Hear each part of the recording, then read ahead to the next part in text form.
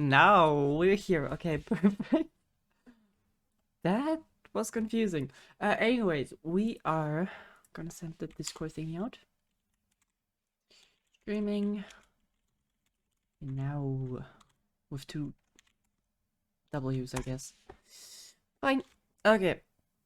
There we go. Okay. And I think before we do anything, I'm gonna mute Genshin real quick. Or maybe, we'll see. Because I know they've been dropping some Alekino stuff. And I've not been looking at it. And I kind of need to check what kind of content it is before we check it out. But we'll see. Genshin Impact official, I think. So I'm really hyped for the next version. I have no idea what's coming. I think it's gonna be fire. And I feel like sneezing. As you can see, my eyes probably look a bit tired. Because I had a little escapade yesterday. I was, I think, at 4:30 a.m. driving around outside in the rain, looking for my phone that I lost somewhere on the street. That was something. Okay, so what will you have? We have an animated short and a teaser. Okay, yeah, we're certainly gonna look at those. The trailer I will not look at, but the other ones we will. Those are gonna be fun. Genshin wise, let me just switch scene. Nope, that's still the wrong one. Nope, there we go. Actually, let's turn on the volume for a moment. There we go. Genshin wise, I think what we might be doing today, since there's no quests or anything that we could do, like no event quest, we will most likely do Anne's story. Hello to the person who did the Yahoo. That reminds me, I should probably pull up chat so I can see what happens. 1 second. Anyways, yeah, who do you do? I hope you're having a great day. I have no idea who it was at the moment, but I will find out. I'll come and get you. One more moment. One moment. Actually, I'm not gonna be able to find out. Huh. Whoever did that just now? Oh no, never mind. I think. Wait, I could see it for a second. I'm gonna find you. Okay, it was proxy, I assume. I don't know. There we go. Yes, I can see it. It was proxy. Perfect. Gotcha. Right. I think we are good now with the chat. Nope, Okay, now we're good. Hope you're having a great day. I have a decent day. I mean, yesterday was kind of tough, but today looks pretty good. Anyways, what I was trying to elaborate on is that we're probably gonna, after we take a look at the Alekino stuff, we're probably gonna continue with Anne's story. I have played that probably quite far. I'm not sure how far. The problem is just that I don't remember a heck of a lot. I think, if I remember correctly, it was just that there was an Hydroculus somewhere here, and I wanted that. So I kind of skimmed through the quest. And I do know some things that happened, but not a whole lot. Also, it's been quite a while. I hear the so we might do that. Speaking my name in humble Oz, reveal thyself. Okay, yeah, we might do that, but first we're gonna take a look at the Alekino stuff, I think. And, well, I mean, I'm not sure how long that still is. I think there's the Narzissenkreuz 2 quest after that, but I don't think we will start that this day. So we might actually catch up on some Subaru stuff if we get the chance to, I don't know. We'll see, maybe we'll just do some hangouts, depends on my amount of energy. I think, if I'm not wrong, the, where is it? How did I lose it? There. I think that is the Narzissenkreuz quest, right? But yeah, we might continue it. I don't know. We'll see how it goes. Otherwise, I don't really have lots of plans today. You need to clear unfinished comedy. What is unfinished comedy? Ah, okay. Well, maybe we'll do unfinished comedy. Who's Darcy? Was that one of the inventors? I have no idea anymore. Might be. I have no idea. Besides that, what I thought I could probably also do is farm stuff for Alekino. That is probably not a bad idea, though I don't know what she needs at the moment. That's certainly something I could do. Actually, I could look it up. Alerkino. It's Arlecchino? Yeah. Kino. Materials. Do we know that already? Materials kit and constellations. I created another universe and founded paradise. True, For that's what you did. Fischl, Yep. and the Princess and Okay, she needs teachings of order. Let's see.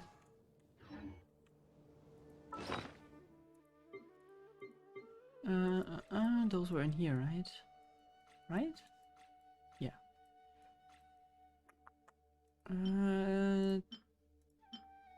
Equity, nope. Justice, order. Order. I think that looks decent. It's a decent amount. Surgeon's insignias. Those are awful, I think. Surgeon's insignia, surgeon's insignia, surgeon's insignia. Are they? No. I'm probably just blind AF. Well, I think at least. Might be wrong. Ah, up here probably. No. Well, we have 561 of those, so that should be that should hopefully be enough. Okay, surgeon, lieutenant's insignia, and then new weekly boss job. So we can't farm for her, is that what I'm getting?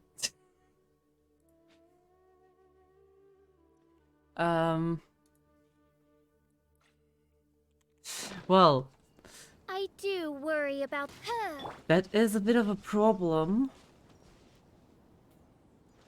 But I guess we could get some of the... Wait, it's Sunday. Oh, it's Sunday. That's pretty epic. Oh, I never stream on Sunday and it's so bad because I usually can't grind. Yeah, we could farm the what are they called? Justice? Whatever. The essential material stuff, the scrolls. That is something we could get for her, but I think the rest should be fine. I mean, I didn't do the calculations, but I'm guessing 500 something of the recruits insignia should be enough. So that is okay, I think. I hope. Besides that, Proxy's knocking on my door already. But I think before we do any farming, I would like to look at the Alekino stuff first. So we will, real quick, shut down the volume and take a look at what they showed us. How did I do that? I think I did that and that. Yeah. Okay.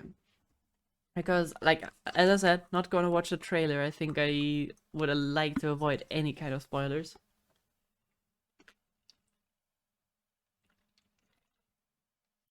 No matter how small. Oh, I guess that's... if I say no matter how small, then I'm still getting spoiled by looking at the teaser and stuff, but... I mean... Yeah, can't avoid everything. Okay, so... Why is the chat gone already? What did I do again? No, uh-oh. Whatever. That is bad. Shit, what did I do? Wait, one second. I think I need to refresh that. Okay, yeah, now okay now. Okay, perfect. Alright, everything's fixed again. So, I think we will take a look at that. That looks like an animated short, which is nice, and that is just a normal teaser. We'll see. It's 7 minutes long. Okay. Well, get popcorn if you have some. Let's take a look.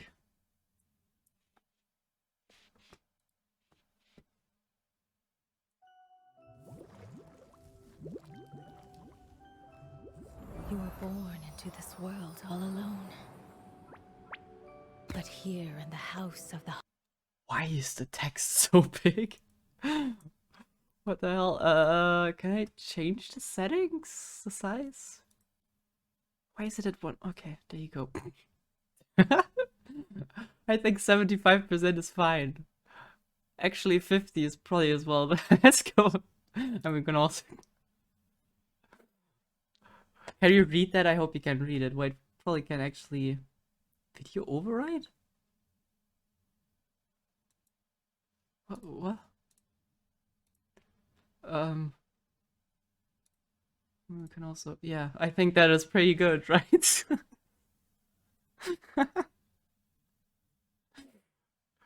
In case you wanted to see the background, I'm really sorry, but the focus is certainly on the subtitles here. Okay, let's go with 75. I think that's good. Even though that looks like a child cartoon, I still think I don't need to have the biggest letters ever. hearth. You will grow up to be strong. Your goal is to learn, to compete, to defeat all your brothers and sisters in battle, and become king. You know what that sounds like? Like some kind of mafia, and I guess that's what they are, but still, that... I don't know. Where's Perware? Didn't she want to hear the story? Excuse me, Mother. She's doing a funeral for her spider. Is Pereire her name? Pereire. Interesting. Sorry. Excuse me, Also, Mother. if that's the She's style doing a that the funeral anime is for her gonna be in, spider. love it. That child. Maybe her curse is flaring up again. Clairvy, see to her. Oh, okay.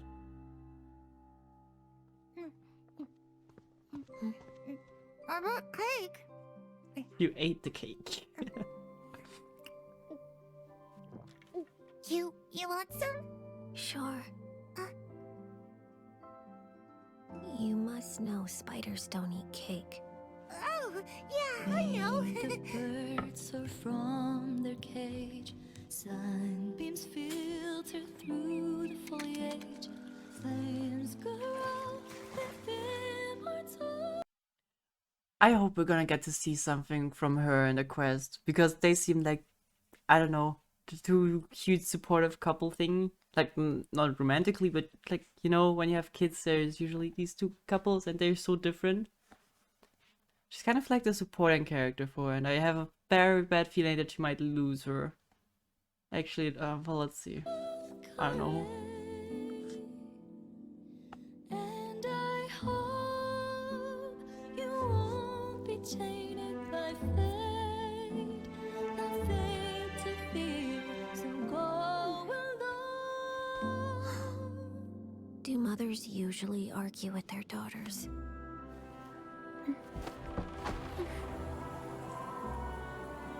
I heard that in Snezhnaya, colored light dances in the sky at night. When we're grown up, shall we go see it together?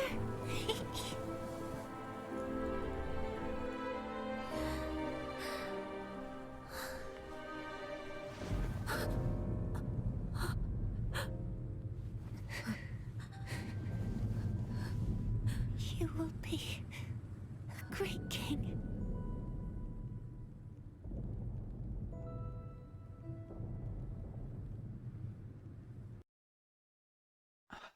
Okay, it's worse than I expected.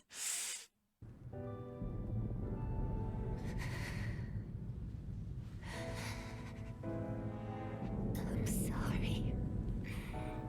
Thank you.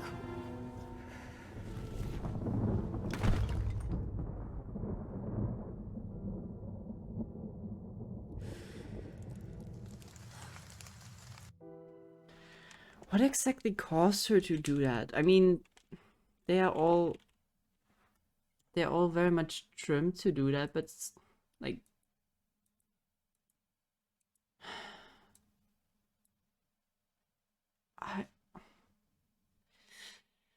they are truly messed up.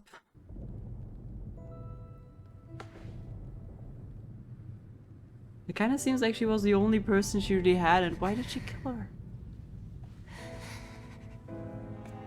I'm sorry. Thank you.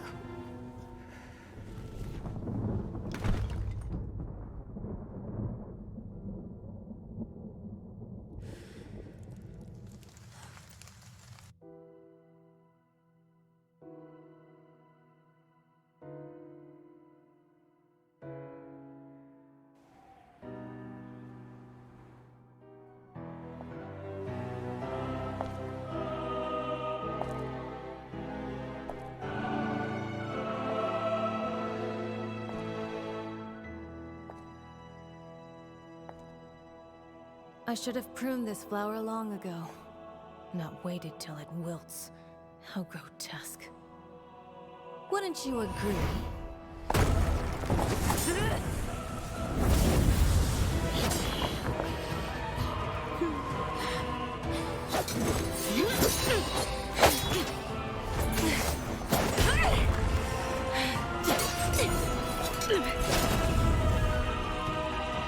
Innocence and kindness are such beautiful qualities.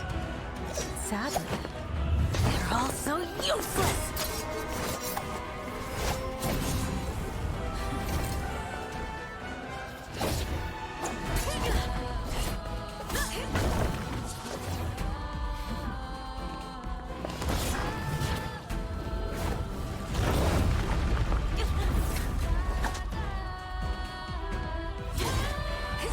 A bird tied down will never fly the nest. You are no exception.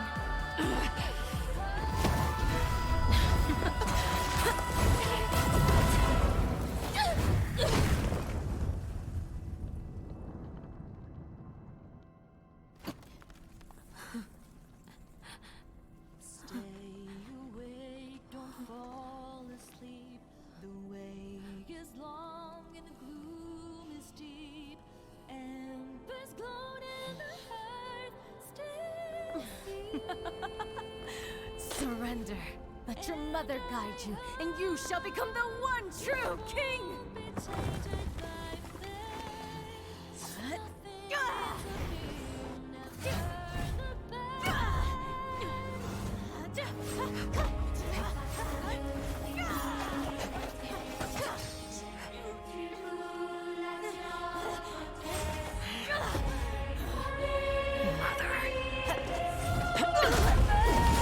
What the hell is that flower that she just got? My answer.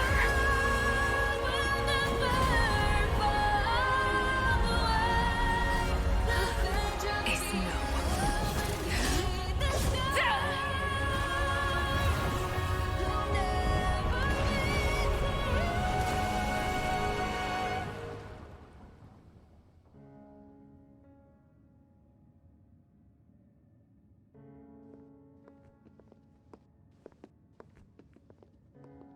She killed the Harbinger?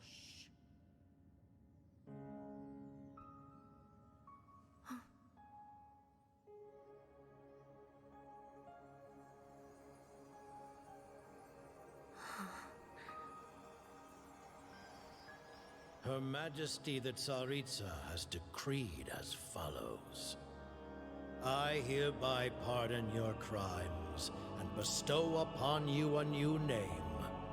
This title and its legacy of bloodshed are now yours to bear. My poor, mad, cursed Knave.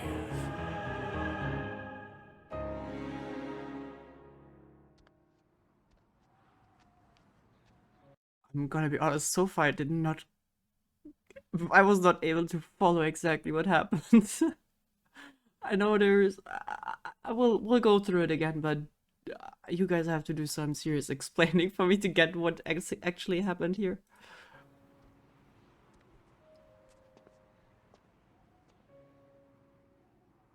Come with me.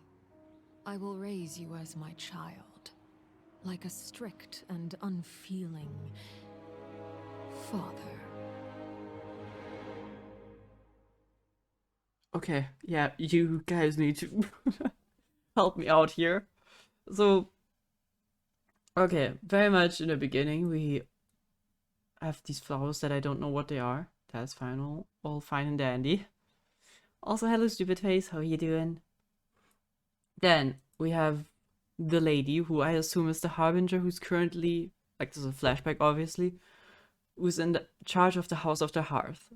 So far, I think I'm right. And she's more or less training children, To hear the right? story?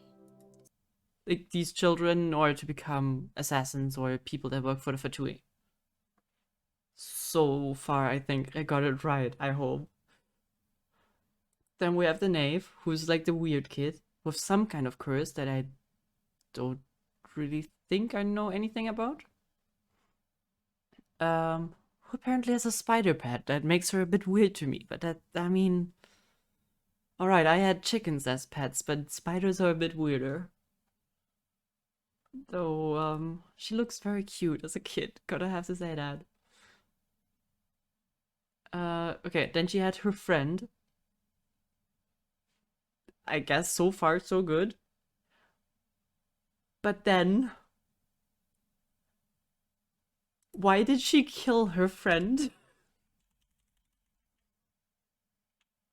What exactly caused her to do that? I have no idea. I mean, they were trained to murder each other in... At least that's what they said. One will come out on top. But I don't know. Doesn't... Is that just her doing what they were told to do? I'm a bit unsure about that. And I guess that completely ruined her.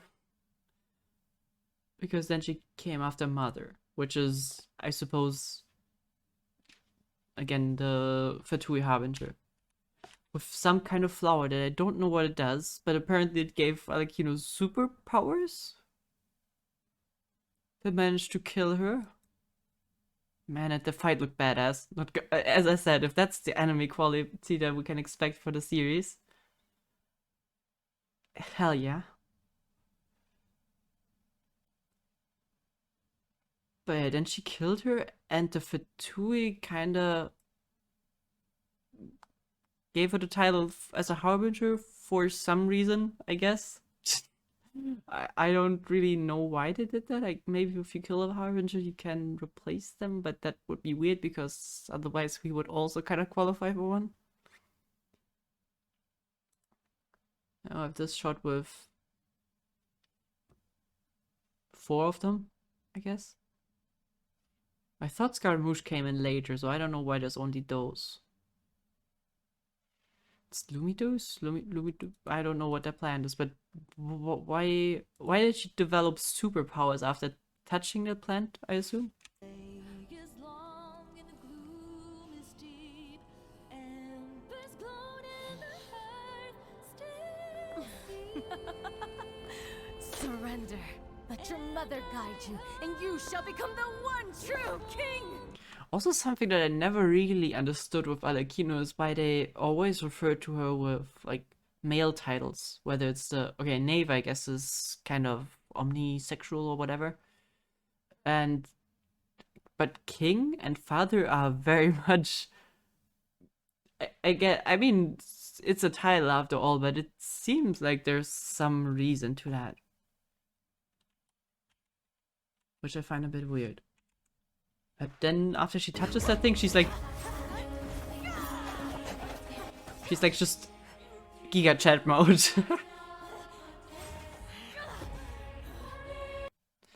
I love the music, but I don't know what happens. I'm gonna be honest. I am very much confused.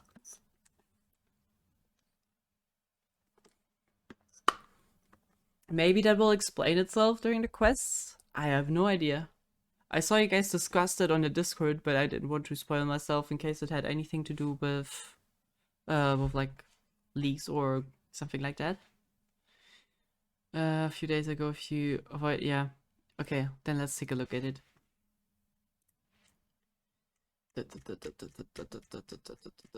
What's up here? Alright. So we have Spider-Man dance. That is certainly related. I think the discussion started here? Or no? Further up. Okay. Here was when it dropped. Okay, so let's go through what you guys said. Can I make it a bit bigger? It's a bit small. 1 second. See if I can make it bigger. Can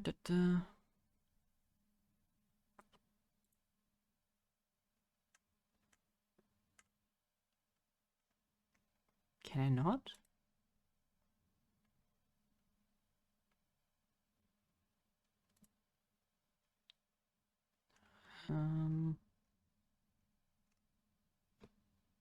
Okay, no, apparently I can't. Or at least I don't see where I should. Weird. Okay. I guess then we'll just read it like that, and maybe you guys can decipher it. I'm not sure if that's a bit small. Guess I can temporarily make it bigger. Let's see. Okay. So, oh my god, she's cool. That I can totally agree with. That gets a like from me as well. And the smiley with the sunglasses, but not mine. I meant the normal one. There you go. Smiley with the sunglasses. Okay. False high heels are actually used in this way. What exactly is the meaning of this? But to be honest, I love people fighting in high heels. I don't know why, but love it. From what we've seen thus far on the animation and PV, she isn't like the previous Knave, which is an awful person. So I'm assuming when you say the previous Knave, you mean the other Harbinger that she killed. I'll just call her Mother. I'm not sure if that's okay, but I'll call her Mother. And her title was also Knave? I'm not sure. But I assume you mean this person.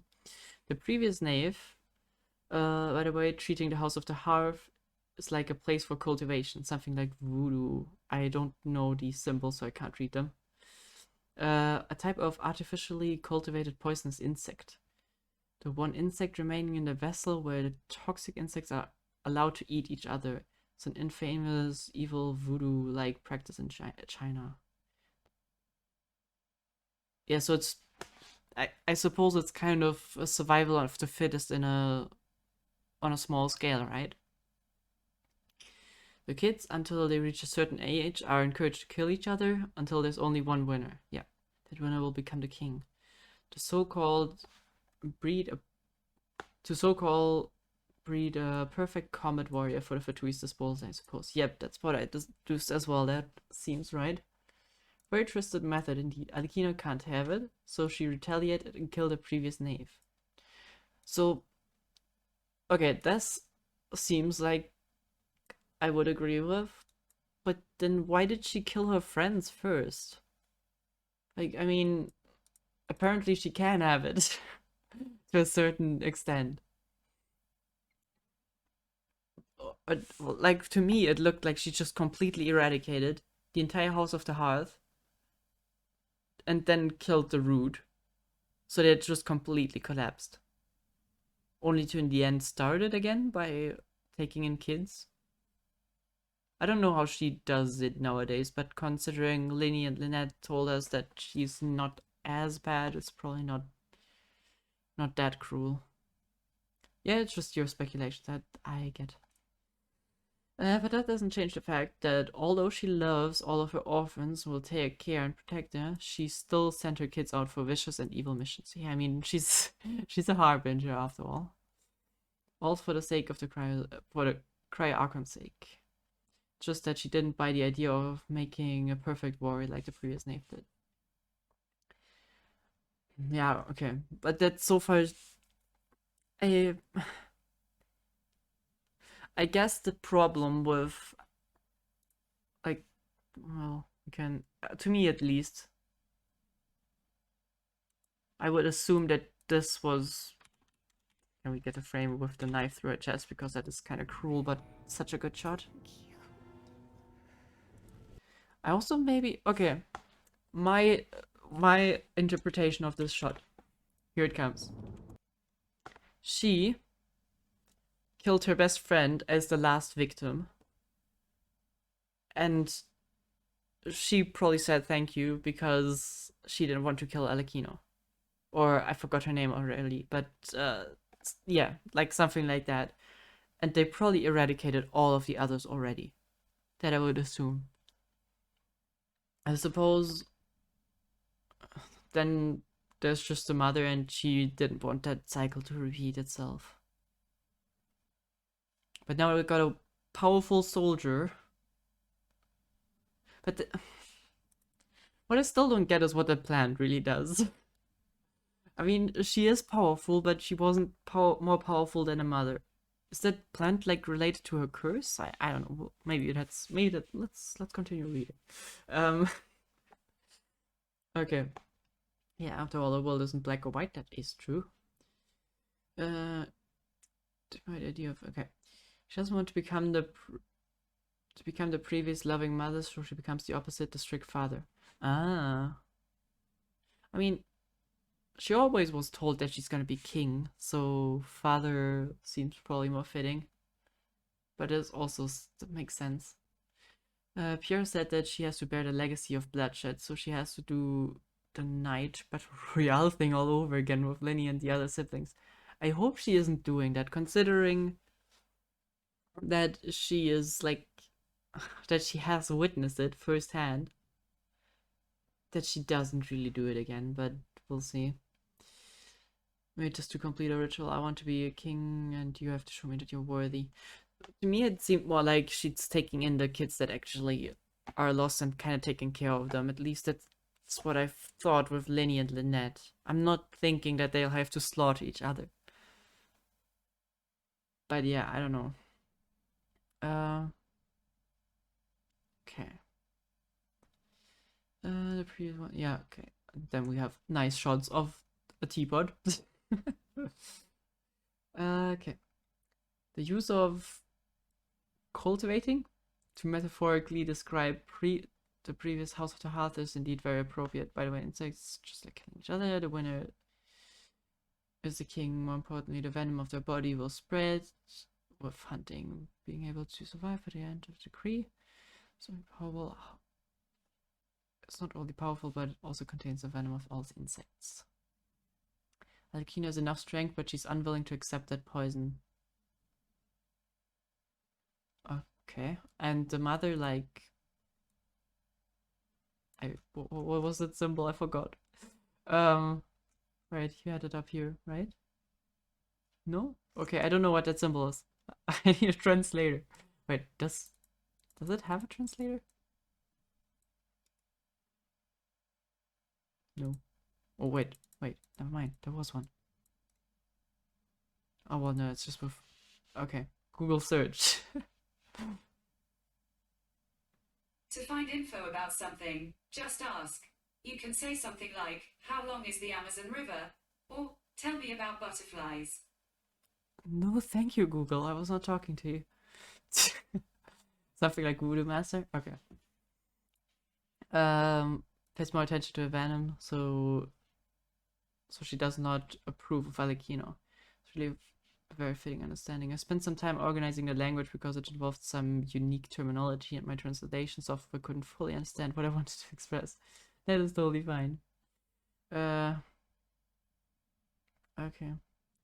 Last survivor equals king, king over... Okay, and that's why you guys spammed Venom. Maybe that's a... Okay, what was that referring to? Maybe that's the legacy she has to bear. It's a Tsaritsa decreed. Yeah, I suppose that's more... I suppose she's more on sending them out than actually causing them to slaughter each other. That doesn't seem like that's something Alekino's into.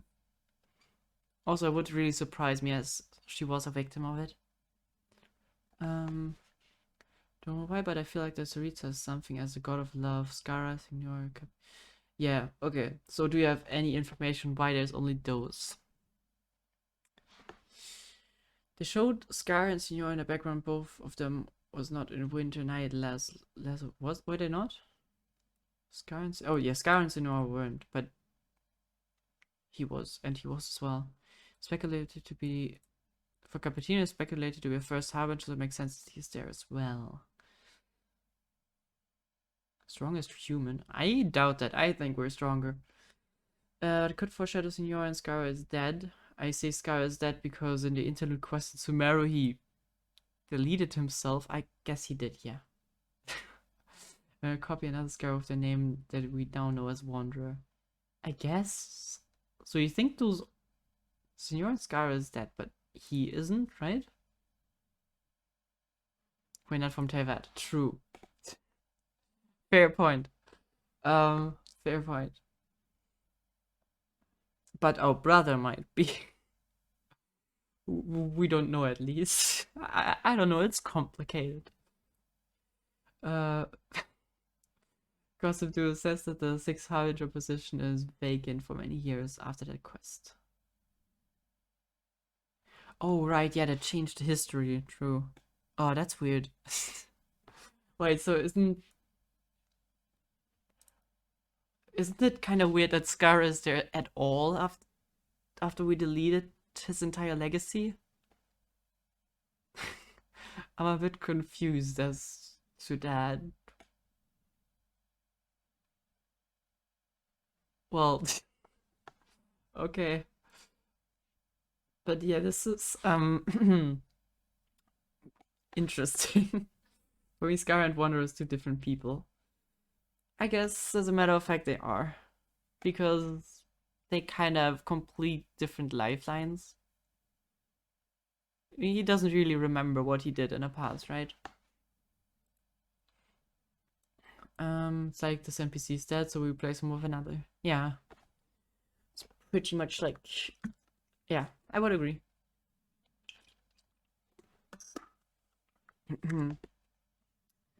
As things go since Fontaine interaction with the Fury turning out quite well. Looks like we'll have similar non-hostile interactions with Cappuccino. You think so? I mean, we don't know yet. We'll see. Yeah, Amazons of Ridden. Analyze children in Inazuma, Sumeru's.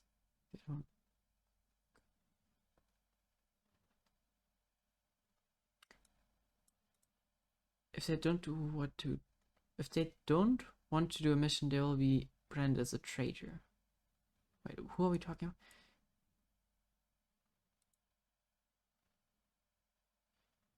Us to kill them rather than die running. Okay. Okay, I think this is now very speculative. And less related. I think.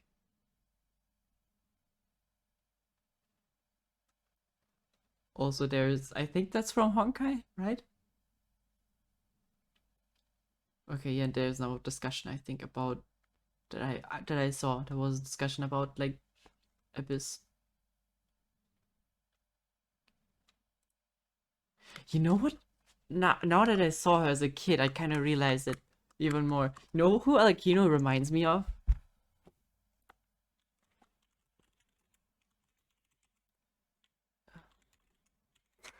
I forgot the name, so I have to Google in a very weird way.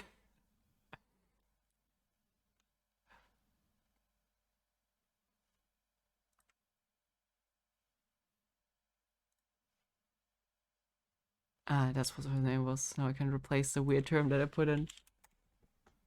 So that it doesn't look like I'm the weirdest person ever. There. She reminds me so much of Ozen from Made in Abyss. Like, even, like, look at her. That is so her. Also in the way she holds herself. And especially with the whole kid fiasco of them training them to do a bunch of messed up shit. She's just... it's just Made in Abyss all over again. I I mean, you put them side by side.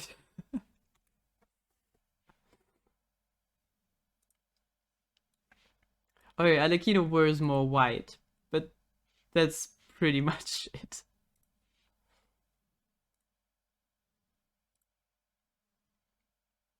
Like, come on. You have to see the resemblance here. You watched season 2 of the show? No, I didn't. I really need to even. I once made a very, very, very bad mistake of, I think, of eating while watching the show. And I think that was the episode, spoiler alert, by the way, for season 1, where I forgot her name. It's been so long.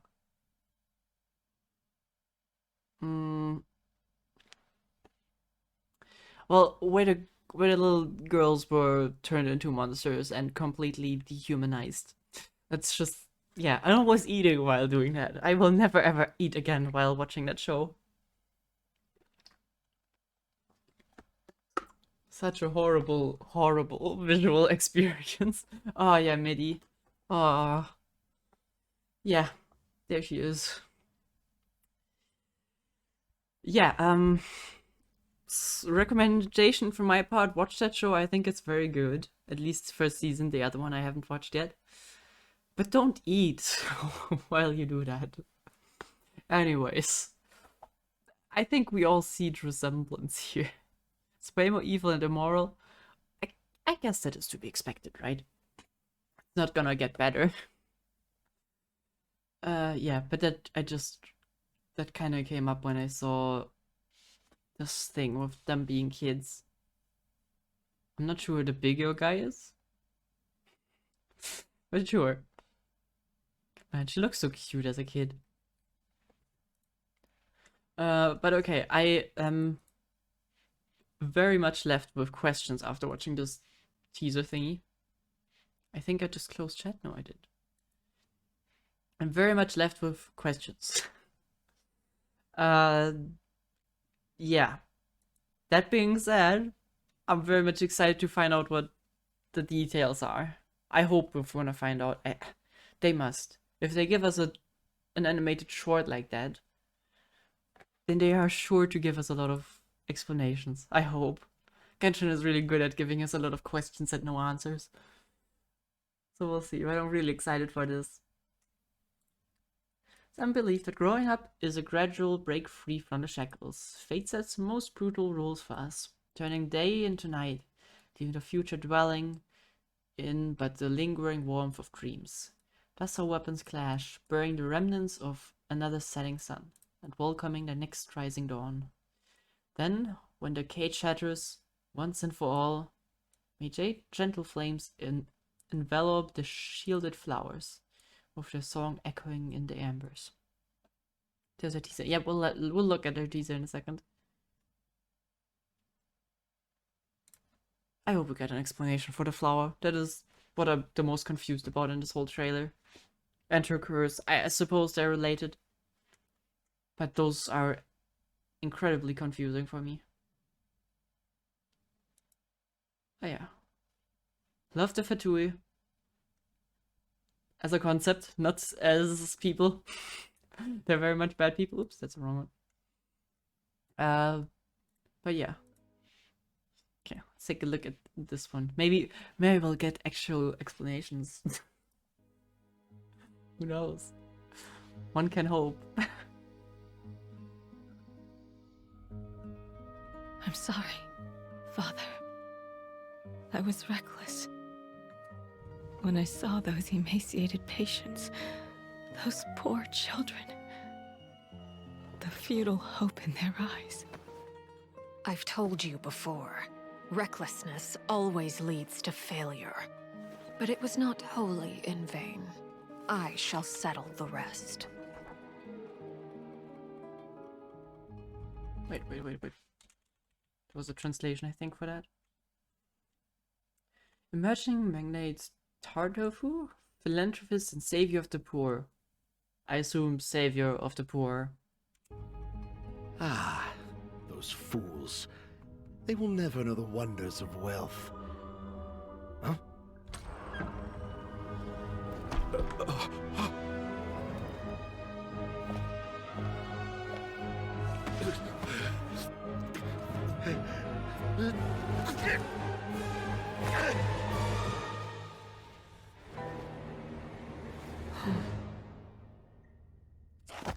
Ah.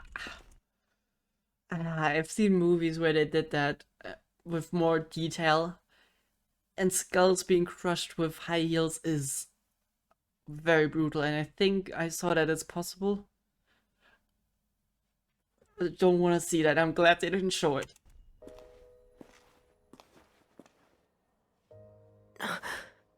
Father, your face. Fremine, we can take in a few more homeless children next year. I have acquired some new funds. Oh, okay. Damn.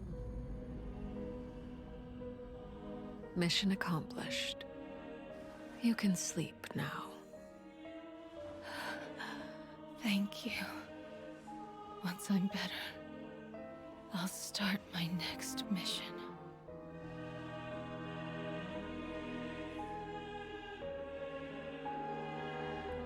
I don't think there's a next mission for her.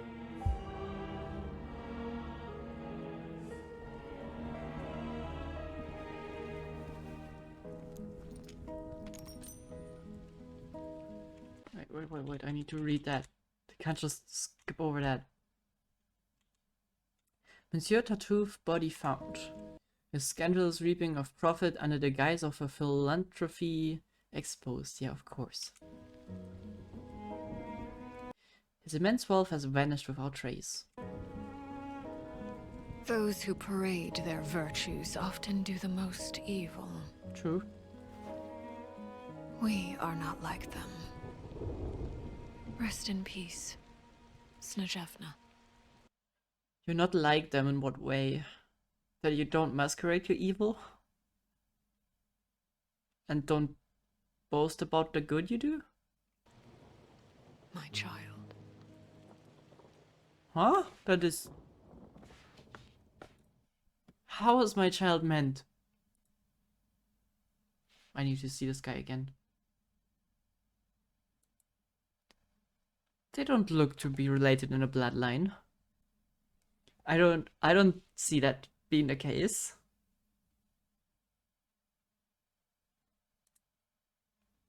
My child, how would that be meant?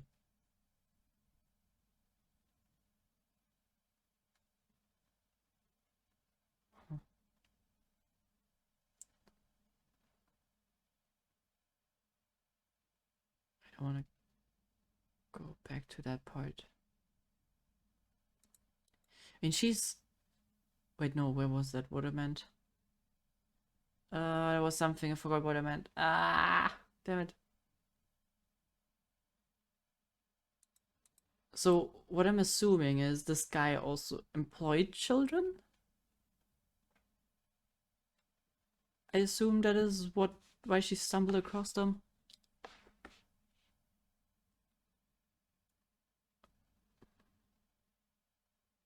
And there was something I wanted to comment on.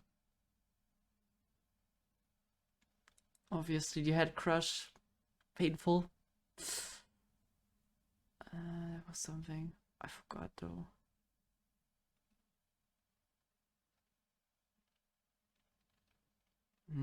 Yeah, but like even looking at this is a different thing that I'm commenting on than what I wanted to, but still.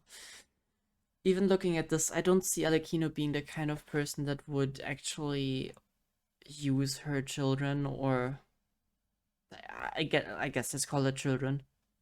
Or them children. I don't think she would let them fight against each other. That doesn't seem like her. She cares way too much about them.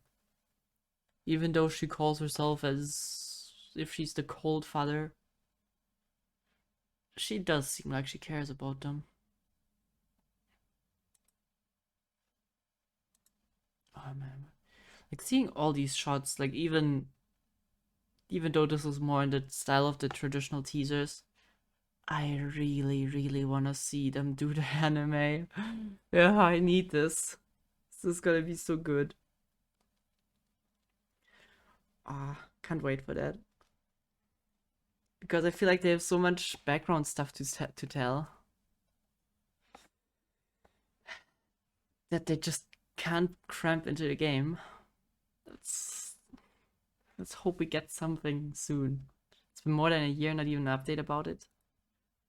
Yeah. You know, after they dropped the anime, I was like, surely we're gonna get some slight snippets of updates every... Oh, I completely cut off, I guess, while watching it. Oopsie. Sorry about that.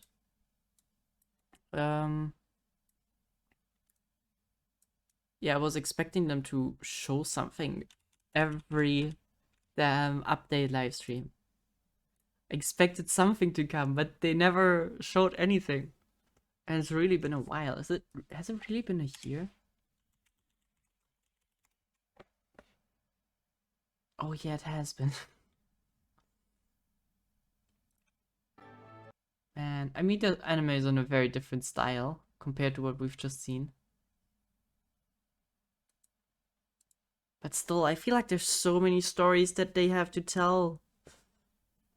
They're just not being told so far. You're all ready for Fischl's dialogue, yeah. Anyways. I am excited for Alekino, though she left me very confused so far. I think that is a good thing, because I'm intrigued, and I have no idea what to expect, but hey, that's good, right? Alright.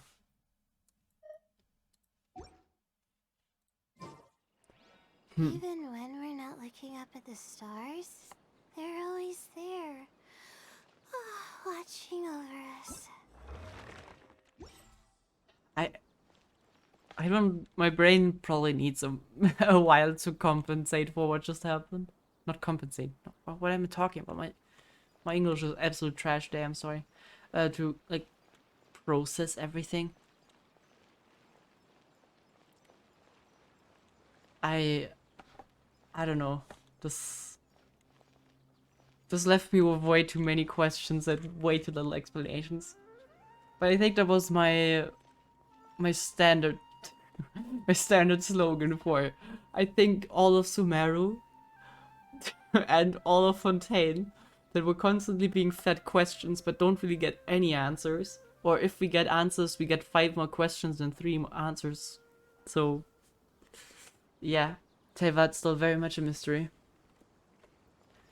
But I'm really curious about all the stuff that Fatui are involved with.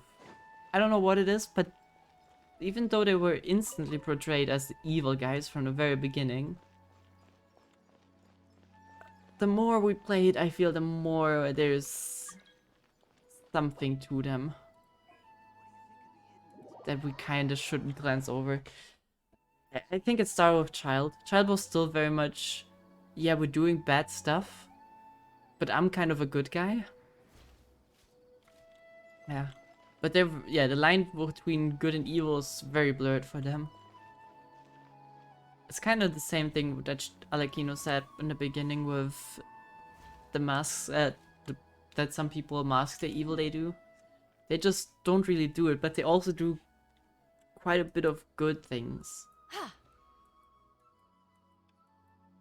I forgot that we are in Sumeru right now. Where do I find these scrolls? My legs are so sore. Here, perfect. If you play some of the quests in the chasm, then I will. What will happen? I heard the weirdest snippets of theories to quests involved the Fatui. Oh man, I wish I could properly play all these quests, but I don't have time. It's so annoying. But yeah, I've heard so many strange theories about Alekino being a hilly churl or something. But I mean, I don't know. I don't know at this point. I forgot what she needs. I think justice?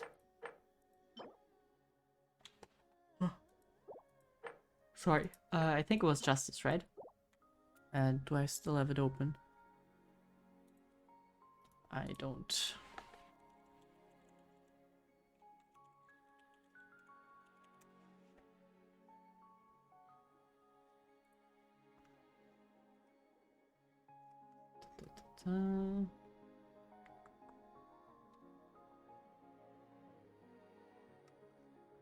Where is it? Order, not justice. Good thing that I looked up. What's supposed to be? Order. Order, okay.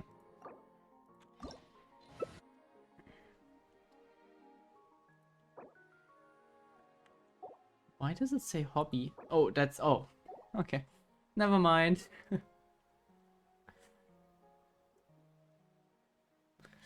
Oh man, okay, but yeah, I know there's a lot of quests that involve the Fatui that I probably haven't played yet. But we haven't gotten so much actual Fatui mainline quest content. So I'm really happy that we get some. I think even back then everyone was so hyped about Scaramouche. And now everyone is really hyped about Alekino. Just because the Harbingers are freaking lit.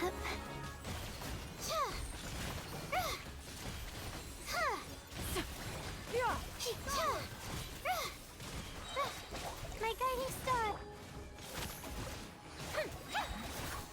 Strike a pop. Don't be scared. I'll drop my old thingy. Time to shine.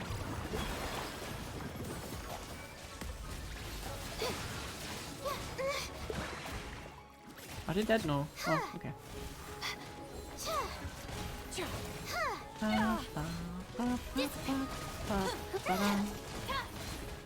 I still love the plunging.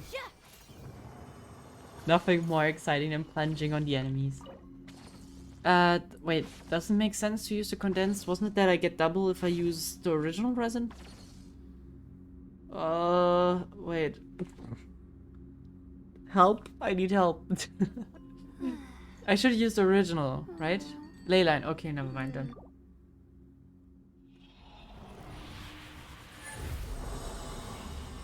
I really don't need leyline.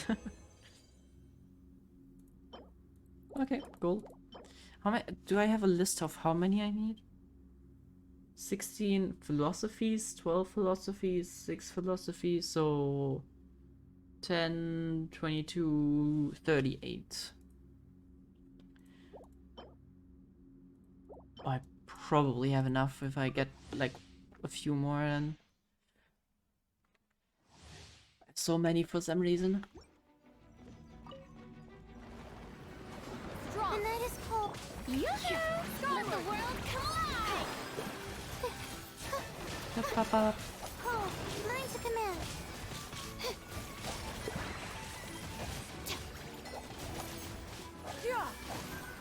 I have a feeling that the shields is kind of a problem. Okay.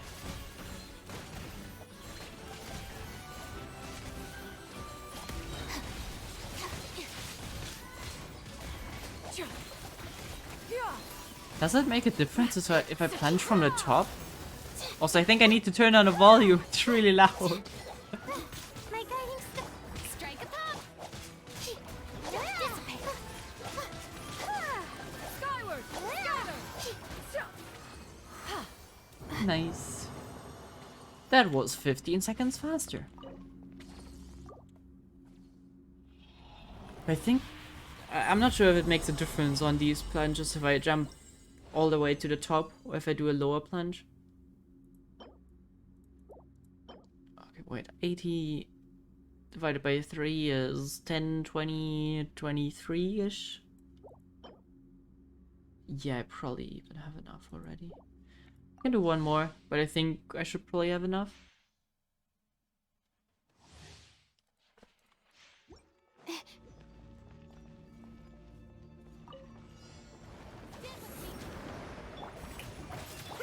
Make way for the acceptance.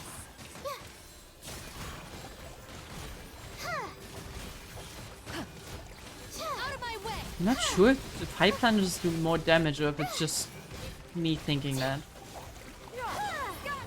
Skyward! Let my name echo in song. The night is cold. Mine to command. Ah, but it's so satisfying. Oh, I think that was a new high score. Ooh, 43. Alright. I suppose we can't farm for artifacts. And we can't farm the boss. Which makes me think, what kind of boss are we gonna fight? I feel like... I feel like I don't... I don't know. With like Scaramouche, it was clear that we're gonna have to fight him. Hello, Brain Hacks. How you doing? Weeklies? What is weeklies? Oh, the weekly boss, right. Didn't we want to triple crown her? Wasn't that a thing? Oh, there's already Max. Oh, right, talking about Scaramouche. I guess we can do him?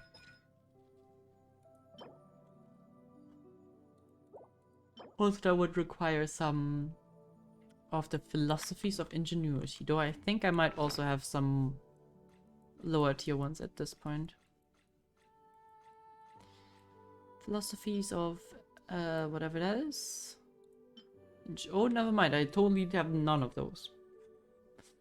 What? Okay.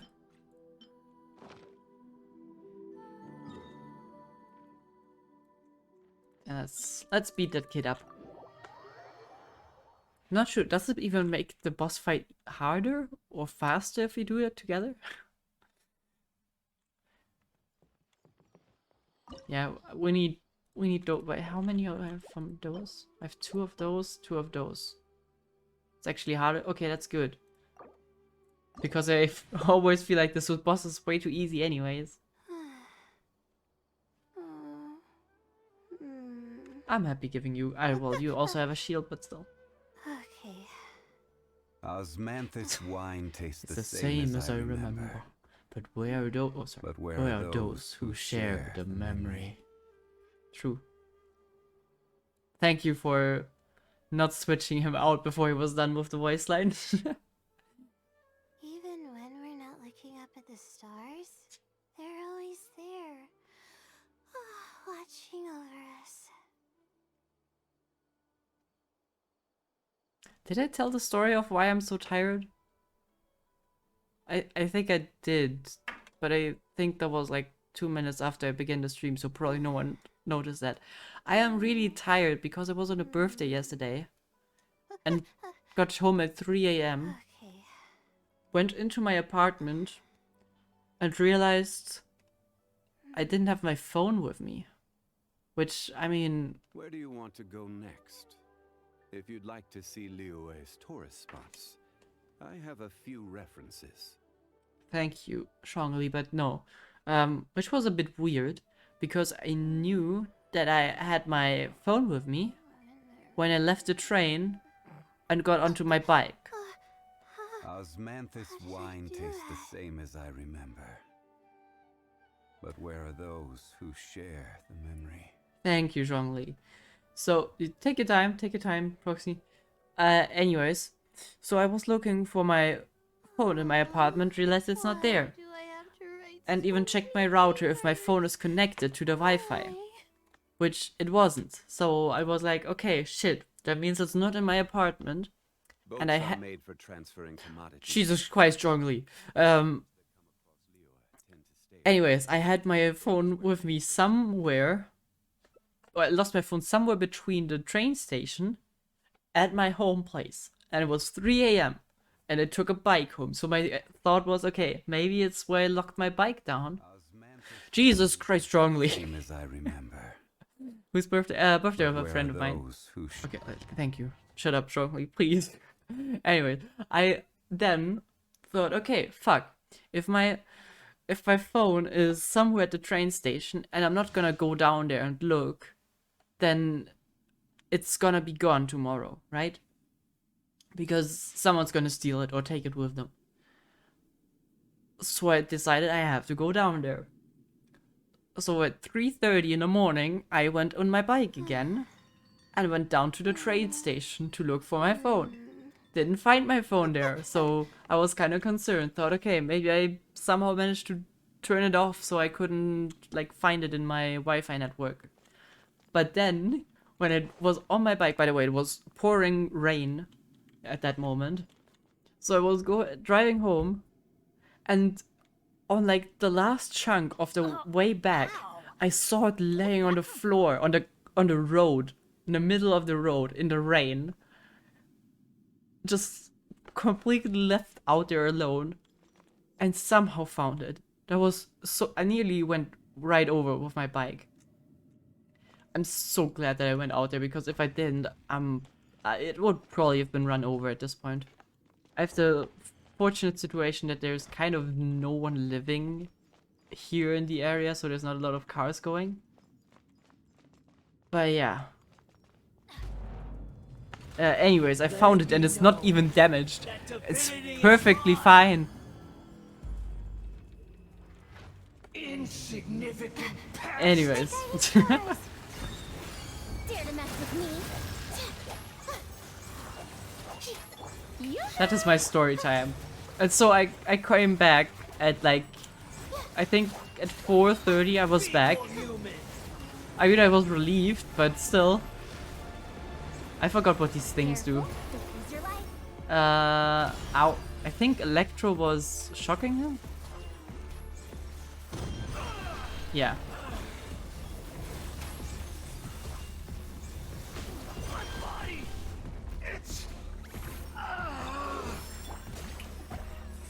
Oopsie doopsie. Sorry, Skara.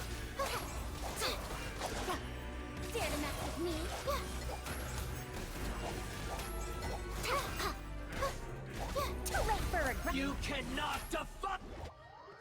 Oh, we certainly can defy you. Not now. 1,000 eons. I still freaking love this boss. It's so freaking impressive. The night is cold. To oblivion. I don't have an element. Kneel.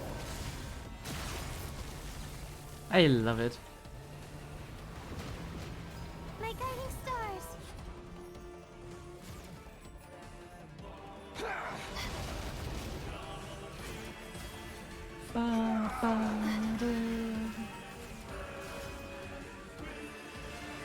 Tremble. The night is cold.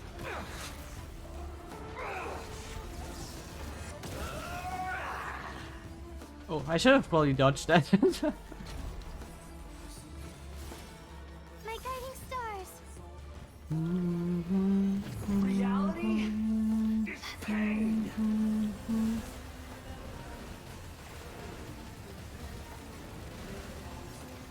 Not now. Alright, let's get him. You could climb on him somehow, right? Cruel world. Oh, damn it. Okay. May I have present. barely any elements. Let the world collide. I need help here.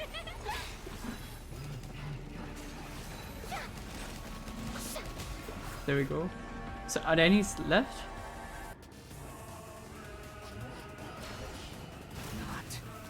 Okay.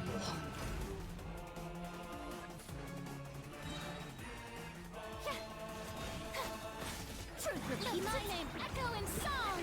The show begins. The night is cold. Don't be scared.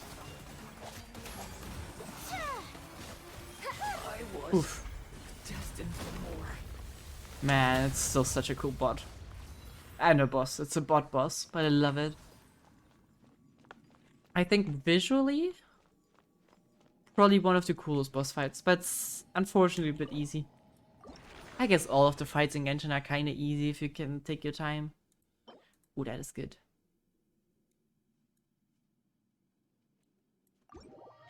The thing is, the boss fight is easy because you have this gimmick. That you have like basically an auto turret fighting for you. And it makes it arguably a little easy. But there's nothing you can do about it. I don't know what you would need to change. The most evil one is Asia. Asia, for the longest time I couldn't defeat him a single time. I think it took Eula for me to be able to defeat him at all. Eula and Kokomi, I believe. There. So, your shield. Legs are so sore. Going up a level. Guess I must have been sleepwalking last night. Oh, fuck. Again. I remember again. I think the last time when we looked at it, I already remembered why I didn't see through her.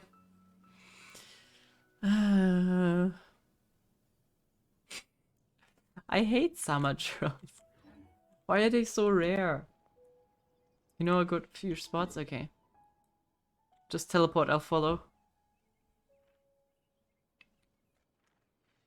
I hate them. Even when we're not looking up at the stars, they're always there. Watching over us. I vibe with her right now. I'm sorry that this is a sleepy stream. I wish I could have gone to bed before 5 yesterday, but I really couldn't. Mondstadt. I hear you walking, but I don't see you. Are you up there? Ah, there. Okay.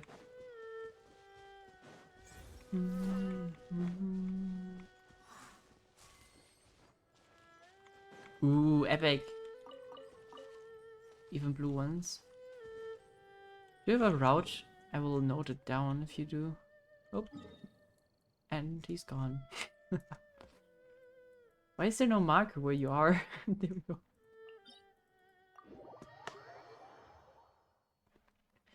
I just wish we could buy monster materials. Like, not for the expensive shop. Like, I don't know, trade monster items or Mora for other monster items. Hello. Shower me with praise. Let the world come alive. Okay, there's one. My guiding stars. I remember having to farm so many masks, and that pissed me off. For Lumine, I believe. But fighting and finding summer turtles is just so much worse. Like, it's on another level worse. The night is cold. Too rough for regret. Well, we don't need to fight him, I guess. Oh, never mind, they fight. Wretched dastard!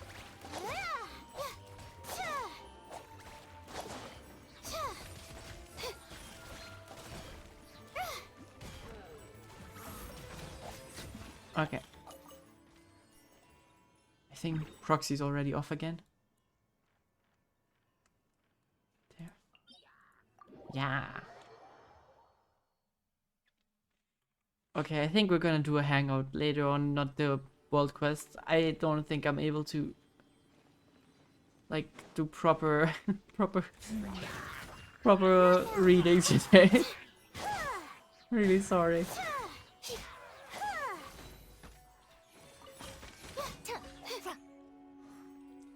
Okay, those are just normal trills. Too late for regrets. Okay, but you hate them. Sure, kill them.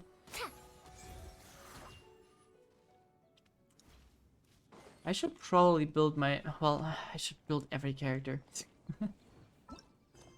But Fuaruzan it seems like a really cool character as well. There. But I hate that there's like no My path that you can walk. That is kind of annoying. The snow is sparkling. Just like the stars in the night sky. Oh, I think I never heard that voice line from Lila. Also, I totally did never finish the tree thingy. I love that whenever I'm arriving, they are already all dead.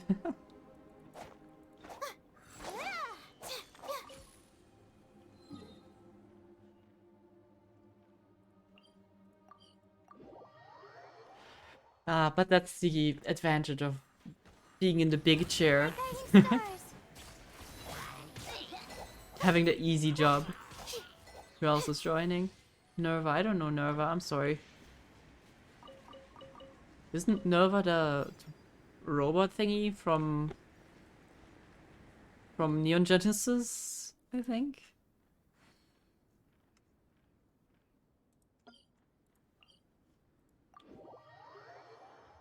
Or was it just Nerve? No, wait, Nerve... Oh, I'm confused. I don't know. Maybe it is. I don't know. My brain is in sleep mode.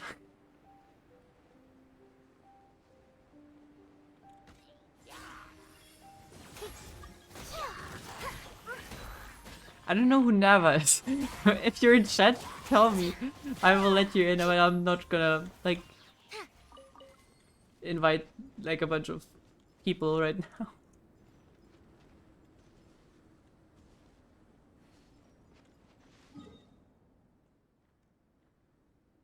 Inazuma. Okay. Surprise me. Narukami Island. Even when we're not. Yeah, I'm really glad you do, because otherwise... Well, the thing is, I probably still would not do that, because I find it so annoying having to visit a bunch of different areas in a game just to farm a certain enemy. Especially when you only get, like, one of them. Oh, there they are. Oh my god, I said we get one of them, but there are two. Holy shit. We'll see about that. Never seen that before. But it's... Jesus Christ, Faruzan does a lot of damage.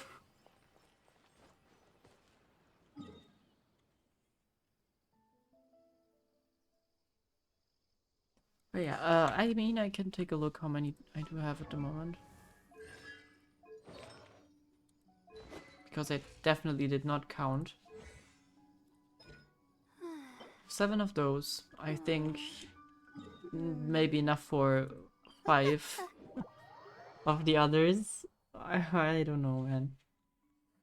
This is tough.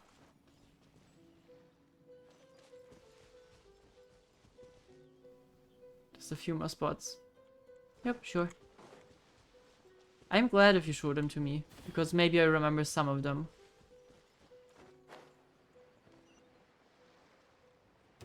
I love that. I love that because of the ping it sometimes looks as if you're just walking backwards.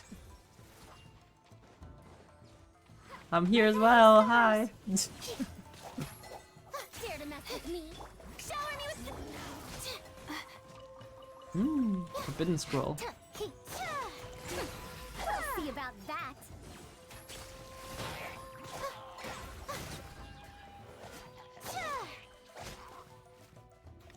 Alright. Oh, wait, are still some left? No, I think I got them.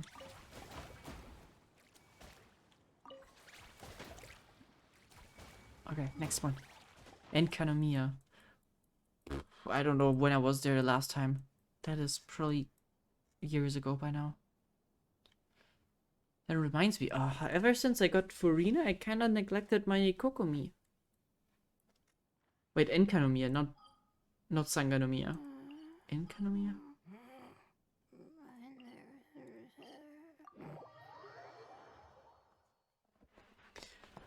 I really should get some teams that I can use. Some teams with non-overlapping characters. That would be kind of nice.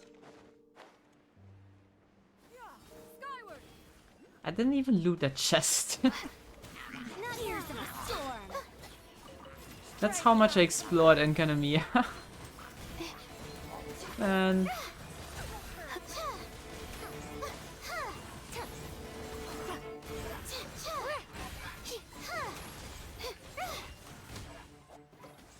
I really wish I had more time for this game at the moment, but A little goes a long way. yeah, I can complain about it all day long. Oh, nice.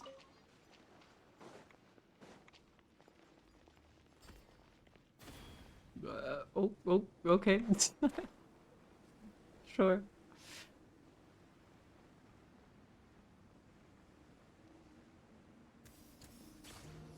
Nice, that's also a lot of chests. Can I? No, okay, that is not very effective. To mess with me.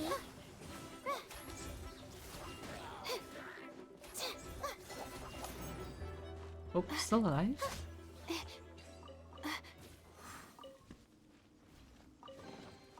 Oh, glad I saw this. I almost didn't even notice it. And this is also just fire arrows. Fire arrows? What am I saying? Arrowheads. Oh god. I was considering 100 years have passed, not doing but the there stream hasn't been any today. change to those dumb rules at the And the academia. longer I go on, the more I feel I should. Should have started streaming today. I'm so... My head is so bad. Didn't open it. Oh, well, yeah, Mm-hmm. Okay. There seem to be quite a few teleports that I haven't opened yet. That's about it then. Okay, let's do an inventory check. How many did I get? We have 45, which if my goodbye. If my math doesn't fail me, is 5 times 3 is 15. So 3 times 15 is 5 times 3. So what am I calculating? So that these should be 15 scrolls of these, and we have 30 of these, which would be 10. I guess it's just 9. So we have 18 of those.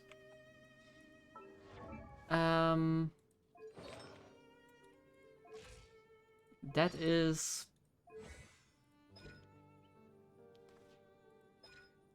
I guess that is enough for... Yeah, that's enough for 2 more upgrades, but not enough for getting that to level 10. Again. Also, this is plus 3. Okay, never mind. Okay. Yeah, I guess I need to farm Scar. Well, actually, I will not do that. I'm saying that I should farm Scaramouche more, but I will totally not do that, because I'm gonna end up just farming for Alekino, and then my ping is bad. Yeah. I mean, it is quite a bit to connect to European servers from your place. Oh well. But hey, even though these materials are pain to farm, it's worth it for Lila, even though she's screaming in my ears right now. Why are all these characters constantly screaming? Did we drop some frames right now? No. No, it looks fine. Okay. So, considering that I didn't open the thing back there? Why did I not? 1 second. Don't even need to get Furina because... Oh, well, I probably shouldn't have opened that then. Strike a pose. And boop. Anyways, that was not as rewarding as I was hoping. Since I'm a bit sleepy, I think we're just gonna take a look at a world. Not a character quest, because as you can see, I completed all the character quests, so there's nothing to do anymore. We did Lynette. Lynette was fire. I'm not Proxy. Did you do Lynette's quest, by the way? At this point, this was really good. So we have 1, 2, 3, 4, 5, 6. 6 ones that we did not do at all yet. Her hangout is awesome. Yeah, it was like I only did the one path, but that was a lot deeper than I thought it would go. Okay, why did I? My legs are so sore. That already went a lot deeper than I thought it would. Guess I must have been sleepwalking last night. Can continue. I Again. guess we could. The thing is with what was it? I think it was Sayu. Yeah, Sayu is where we did all of them. The thing with Sayu is that like you had so many intertwines like that were quite late in the run,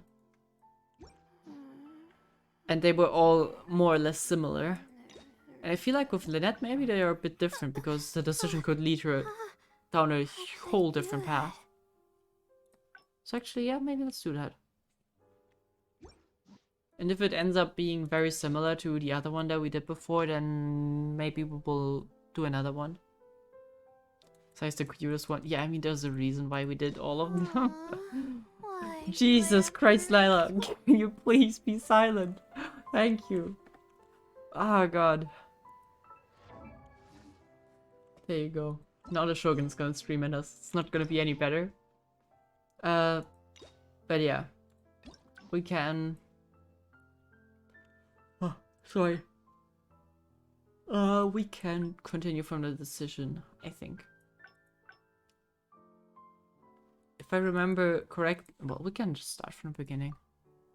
Unable to initiate quests and... Okay.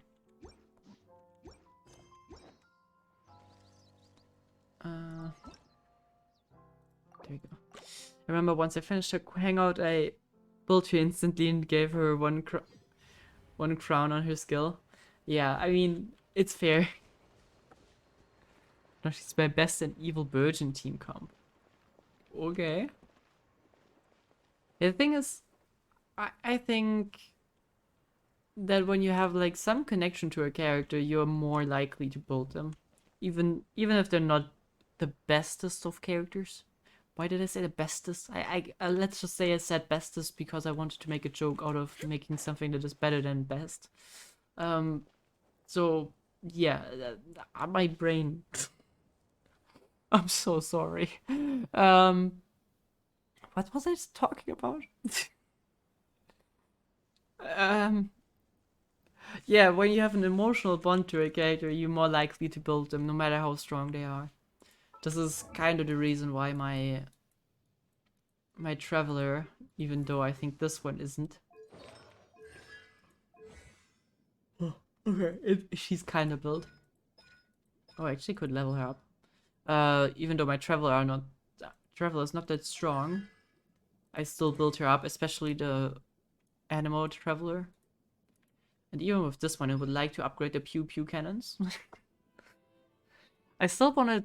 Someday I thought that would maybe be fun, do a boss rush of all the enemies with only the Traveler. But like the Traveler with the respective element. I think that could be fun. All the world holds dear is but a I still wish you had the option to just, like, I don't know, press Y and you can switch the Traveler's element. That would make so much sense. I know it kind of would probably make the Traveler overpowered, but I mean, it's the main character after all. It's kind of the defining trait that they have multiple elements. Still kind of annoyed at that. Anyways, also I do... Sorry, I'm tired. Grubuchnik, I think. I'm so sorry. Too bad I didn't build my Traveler in EU account. Can you play with multiple Travelers of different elements in a team?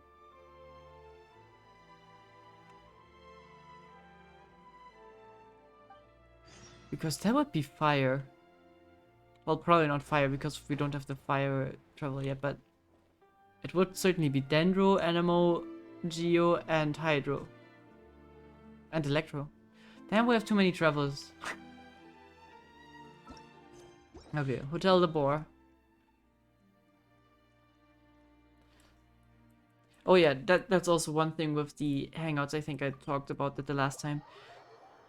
I kind of get whiplash from doing a lot of hangouts, especially when I do the same ones, because for me, the current canon of this hangout is we saved the doggos and we brought down the crime ring. But now I'm doing it again and I kind of have to get my head into a different reality again. Also, why is this update so cat heavy? Meow.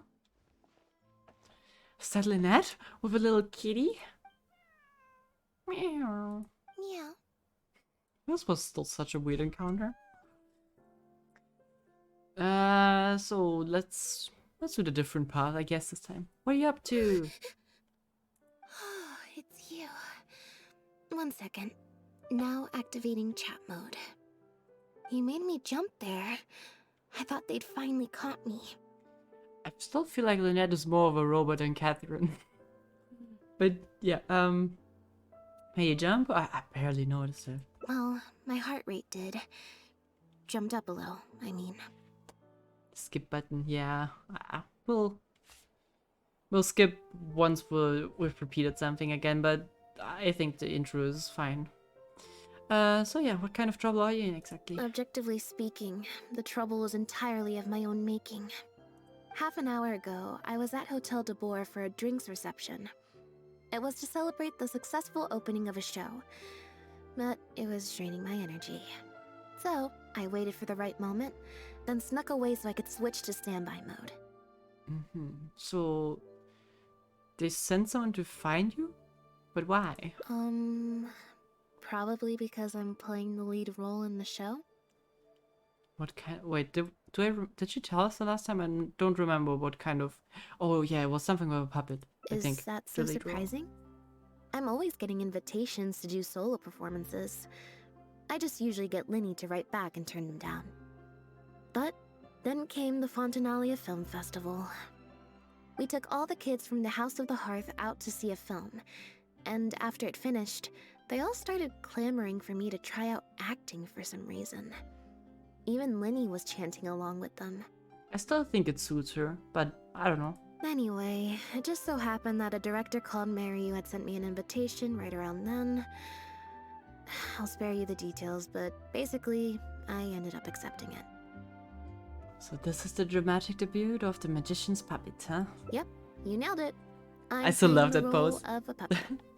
I don't know how she does it. I guess it's my physique is not right for that. Or maybe you need a corset for that to look this quirky, but because her arms are not going out, it's just like straight. That pose is perfect. In fact, the show's called The Lost Puppet, and it's a masked mime show. So I don't have to do any facial expressions or say any lines. Literally just a series of physical movements. The director says it's a very avant-garde art form. I also love the way she talks in general. Love the rasp she has in her voice. I wish I had that, but I really can't do that. My voice is so scrappy in general as well. Yeah, but that does sound pretty avant-garde.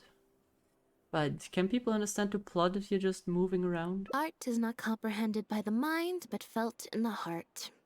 At least, that's what the director says. Anyway, if nothing else, the opening performance seemed to go down well. At the drinks reception, everyone was crowding around me, saying, "Triumphant character portrayal, faithful adaptation of the original work, unequivocally, quintessentially avant-garde." Avant-garde. And stuff like that. But being the center of attention is draining. So the moment they left me to go harass the director instead, I was out of there. Well, looks like you weren't able to use Lenny as your human shield for once. The other thing is, some weird things happened while I was on the stage. Oh, a cat appeared. Oh, sorry, Bonnie. I didn't mean to leave you out of the conversation. My bad. So Bonnie's your cat pet? Cat pet? What am I talking about? Your pet cat? No, we just met. We bumped into each other right after I slipped away. And you give all the strays names? Well, it'd be kind of difficult for us to communicate otherwise. Besides, I think she's taken a liking to the name. Haven't you, Bonnie?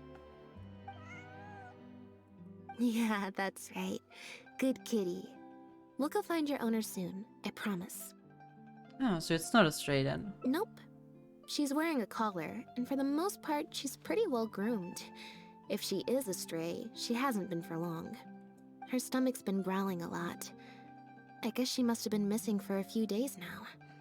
As much as I'd love to hang out with her for a while longer, her owner's probably worried sick about her. Assuming she has an owner, that is.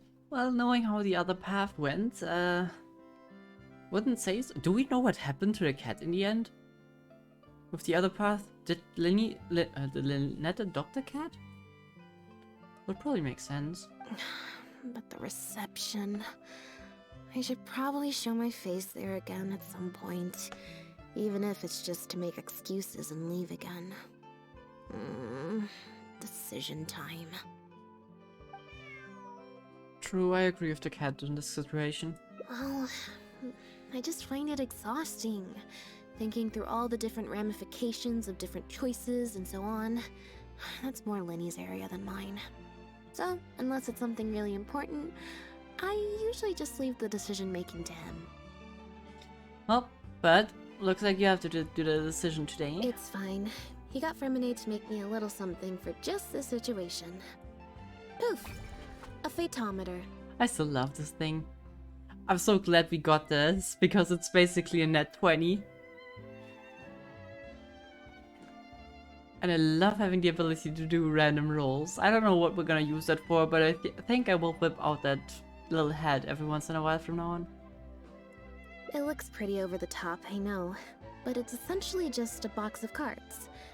He kept the design simple, so it'd be harder to break. The way it works is, I pick a card at random, then look at the number on the card. And that helps you how? Well, for example, if the number on the card is 5 or higher, I help Bonnie find her owner. If it's less than 5, I go back to the reception. It's a very interesting kind of voice acting job that you have to do for her voice. Because she does have emotion in her voice, but it still feels robotic. I wouldn't call it emotionless personally. But it feels cold and distant, but sometimes it shines through. I don't know, it's weird. If she was just like straight up robot, you would still feel like I would probably not make her feel this kind. She just feels a bit awkward. I just have to believe in the bond between me and my cards, and my fate will reveal itself to me in numerical form. At least, that's what Lenny said. Anyway, I guess I'll give you a demonstration. Yeah, pull a card. As Lynette attempts to draw a card, the device... I still didn't like that. Was I using it wrong? I couldn't read that the last time, and I can't read it again.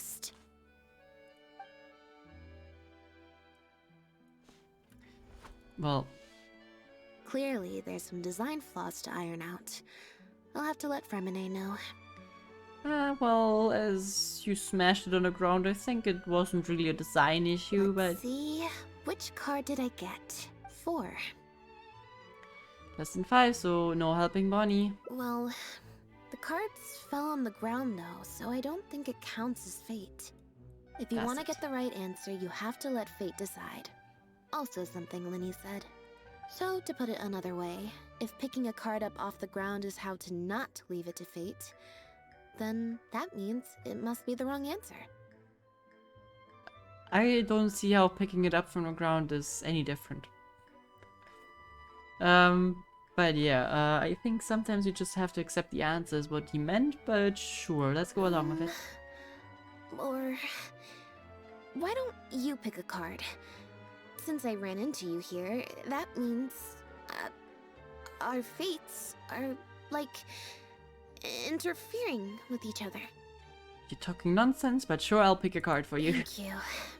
This one is final, I promise. Here, take the phaetometer. If it's 5 or above, that means fate successfully changed. Anything lower than 5 is a fail. What does fate successfully changed Also, even mean? If you have your own thoughts about what I should do, feel free to share it. Now that I've got a good problem solver here to help, I don't need to run every little thing by fate. Wasn't your whole thing about you should trust into fate? Well, I think we'll do a fateometer. Then let's...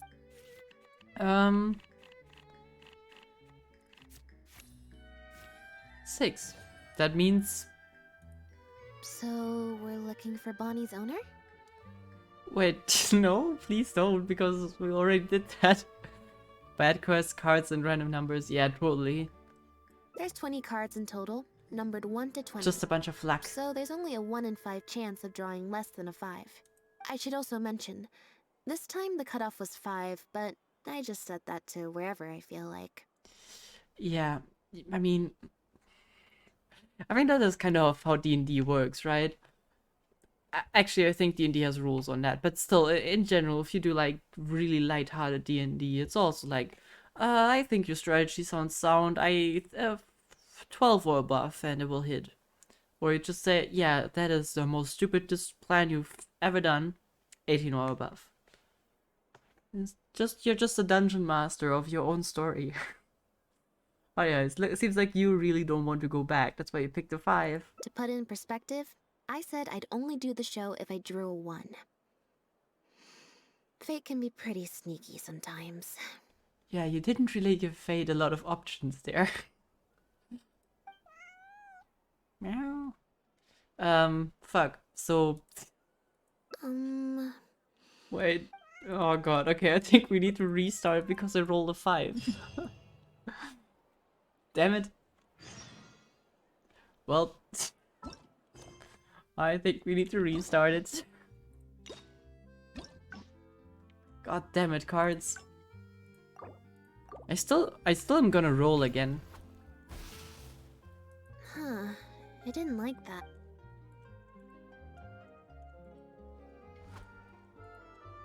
Clearly, there's some design flaws to iron. Let's see...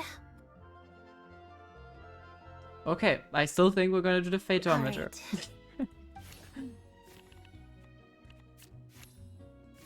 God damn it. So, we're looking for Bonnie's owner?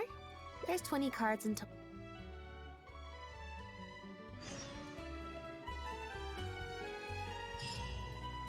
I know we should do that, but I want to roll something below 5. I'm sure it will happen. Trust me. Trust me. This time will happen.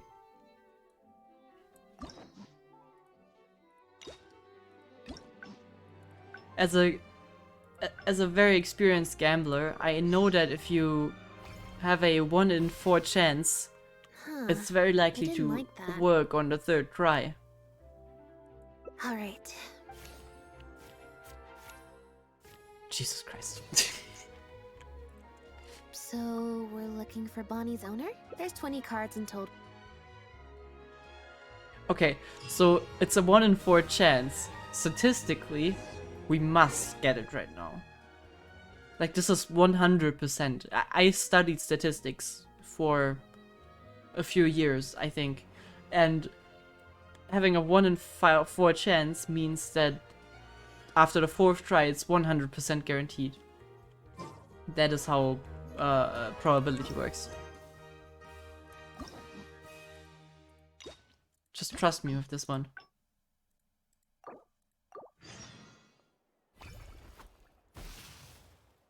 Huh, I didn't like that. Alright, fateometer. Alright. God damn it. Okay, but So even though this we're failed, looking for Bonnie's owner? I mean, There's 20 it cards worked. in total. I really am experienced. So, because we failed on a 4th try, this now means we have a 125% chance of getting the 5 or below this time. That is how statistics work. Statistics. Yep. I took statistics. If, maybe I didn't tell you, but just in case I didn't tell you at this point, I studied statistics, so I know my stuff. I This didn't is now like that. a 110% chance to get the right card. Just trust me with this one. Clearly, there's. All right. Jesus Christ. So we're looking for Bonnie's owner? No! There's 20 cards and 150% chance.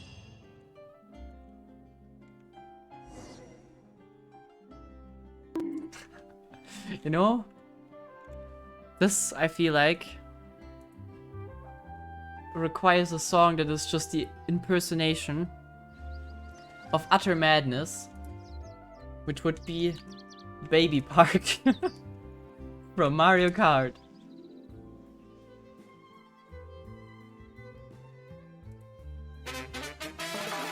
Okay. Oh god, that's so loud. Okay, perfect. We'll get this. It's 150% chance. It's basically guaranteed.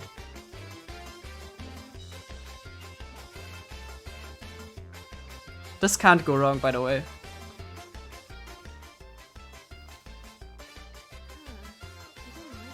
Okay. 150% chance. Oh my god.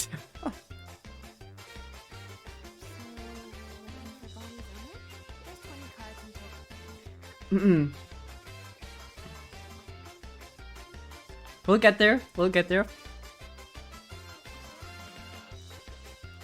175% chance that this works.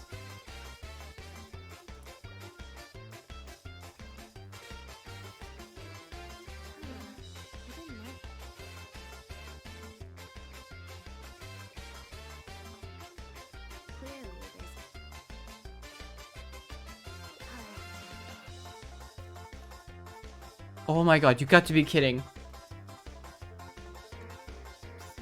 Okay, like, actual statistics now. This was the 8th try. How likely is this?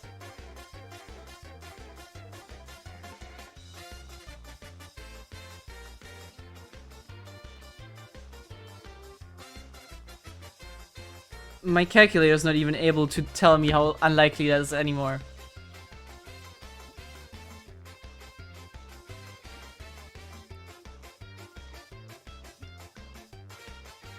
Okay, 1 in 8, that would be 1/4, 1/16, 1 in 64. Wait, what? No, no, I'm doing it wrong. Ah, never mind. I studied statistics, but I'm still bad at it.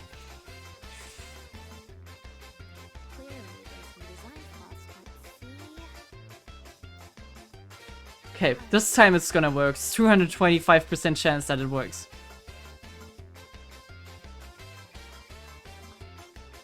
That's a 1 in 4 chance.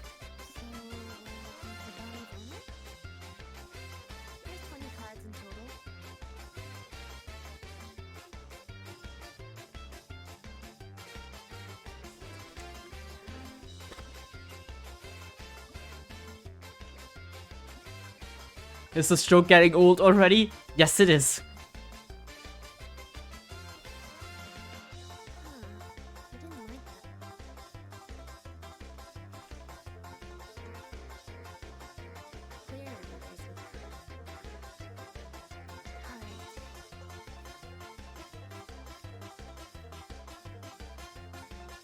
Is it just impossible to get?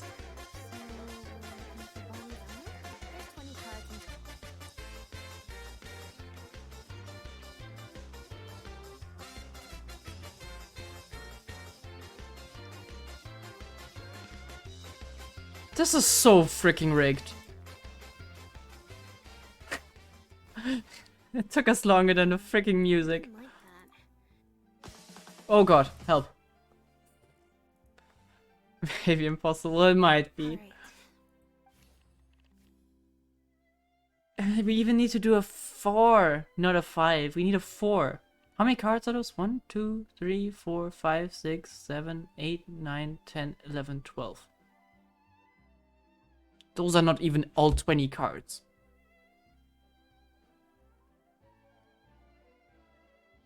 It's literally rigged. I bet that... Did we just spend 5 minutes trying to do the impossible? 1, 2, 3. So we have 20, 19, 18, 17, 16, 15, 14, 13, 20, 12, 11, 10, 9. What? Am I brain dead? It's 12. So it should... Oh, well, whatever. It's impossible. We need...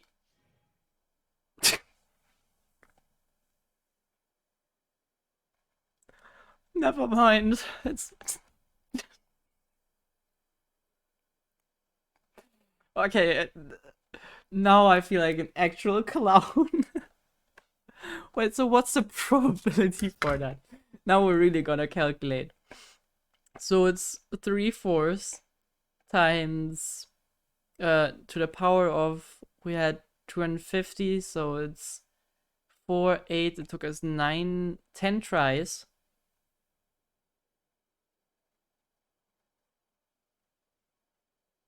But we want the opposite of that. Wait, what am I... Chance of... Wait, okay, wait, the chance of getting what we got is a 5% chance. Okay. Yeah, it was a 5% chance. Okay. Okay, it's not that bad actually. But still. Anyways. Back to the drinks reception. I have to ask about the stack of There's cards. 20 cards in total, numbered 1 to 20. So there's only a 1 in 5 chance of drawing less than a 5. Yeah. I should also mention, this time the cutoff was 5, but I just set that to wherever I feel like. I mean, clearly you don't want to go, so you could just... Nope, I said it was your decision. I'm not gonna waste any more energy dragging my feet. Besides, the drinks reception is technically part of the job as an official publicity event. So, if I bail on it... You feel guilty? I might get sued for breach of contract, and that would be a huge pain in the butt. True. One other thing. Do you want to come with me? If you're free, I mean. I totally would love to, yeah. Mm-hmm. Thanks. Let's see the venue. I need to turn up the volume again, I'm sorry. Baby Park was just so loud that I had to turn it down.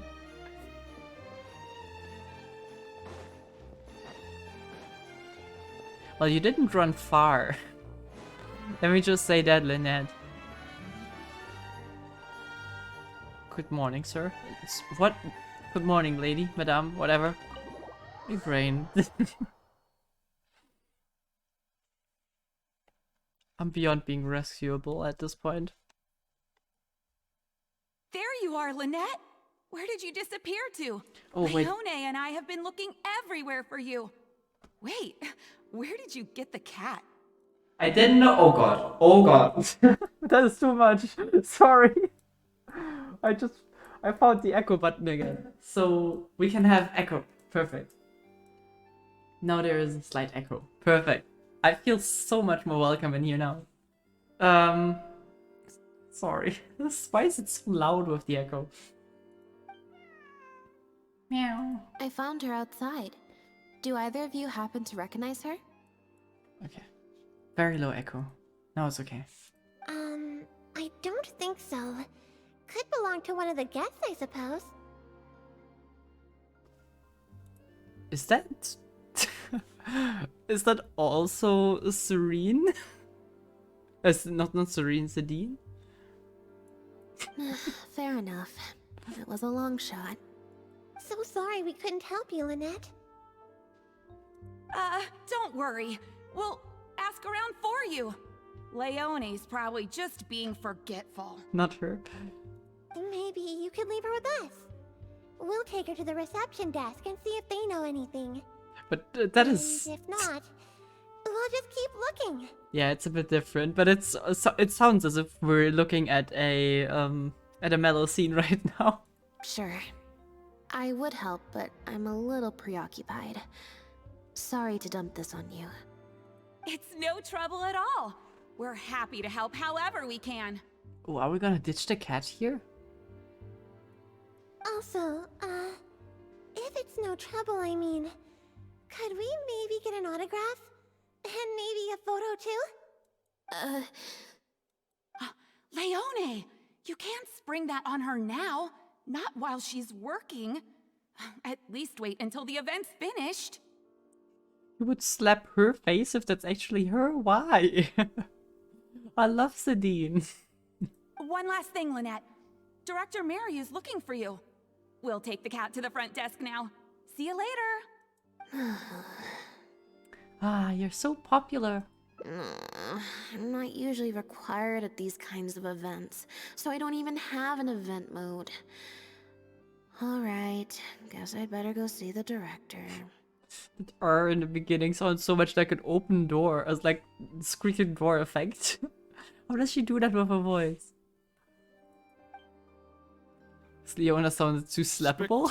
What do you mean? A masterpiece of mise en scène, and the performance, oh my, groundbreaking, dripping with je ne sais quoi.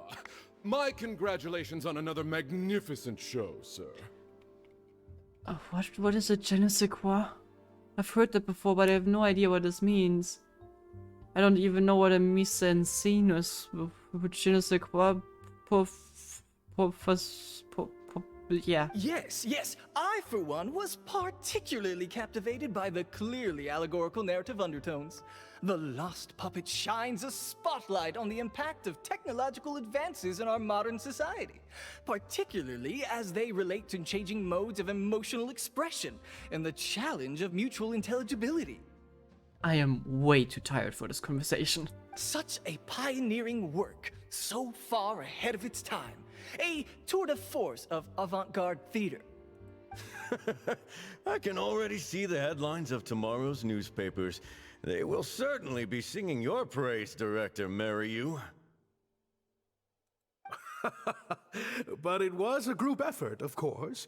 To convey emotions in a silent show with no facial expressions, the entire cast had to go above and beyond. Everyone truly outdid themselves. Speaking of the cast, Jillian, another strong performance from you in Director Mariu's latest show, as of course we've all come to expect from your numerous successful collaborations to date. Actually, just thinking about it, having a theater show with no facial expressions or expressions of emotions other from actual movements could actually be kind of fun. Like just imagining silhouettes, basically just a shadow theater. That's kind of tight, actually. That's quite an overstatement. I've only ever played supporting roles. On that point, you stated a few months ago in an interview that you were looking to secure a leading role in your next show. What led you to the decision to stay in a supporting role this time around? We had a discussion about this, and while Lynette hadn't previously performed in an acting role, we were blown away by her talent, and she was a perfect fit for this character. Yeah. Quite simply, this was the role she was born to play. Exactly. I was honored to share the stage with her. Lynette worked extremely hard in all of the rehearsals, and she's an incredibly talented actress. Oh, Lynette's back! Hey, Lynette, where have you been? Were you in standby mode? Some reports say you switched that state to recharge after a show. Mm-hmm. Ah, method acting, of course. Such a compelling portrayal of a mechanical puppet could only be achieved by an actor who lives and breathes their role even while offstage. I suppose she does live and breathe that role. Those seemingly stilted movements were in fact an inspired portrayal of the character. The ostensibly bad acting, in reality, was the product of supreme acting skill. That is kind of painful. Ouch. Oh, I went outside and there was this cat there, so I played with the cat for a bit. A cat? We've long heard that you are a kind soul, as well as an incredible actress. No wonder your debut performance has garnered such popularity. This show looks on track to break box office records for avant-garde theater. Lynette, any words for the fans? Not really, no. I believe Lynette is trying to say that the act of performance itself is the actor's true means of connecting with their fans. Yeah, these guys behave like people who are in an art museum staring at the blank canvas.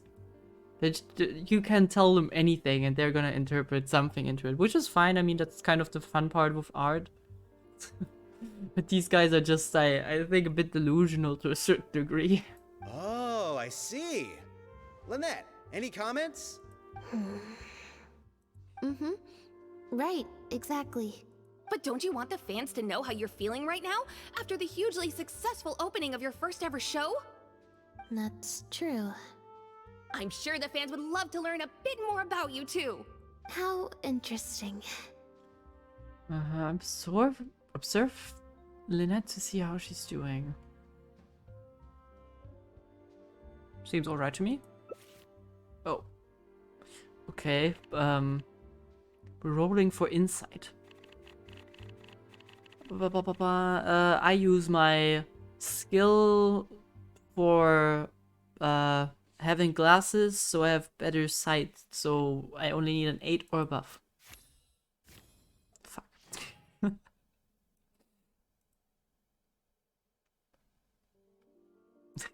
Really, really, Lumine? Really? Really? She seems fine to you? Lynette, how do you find acting compares with performing in a magic show?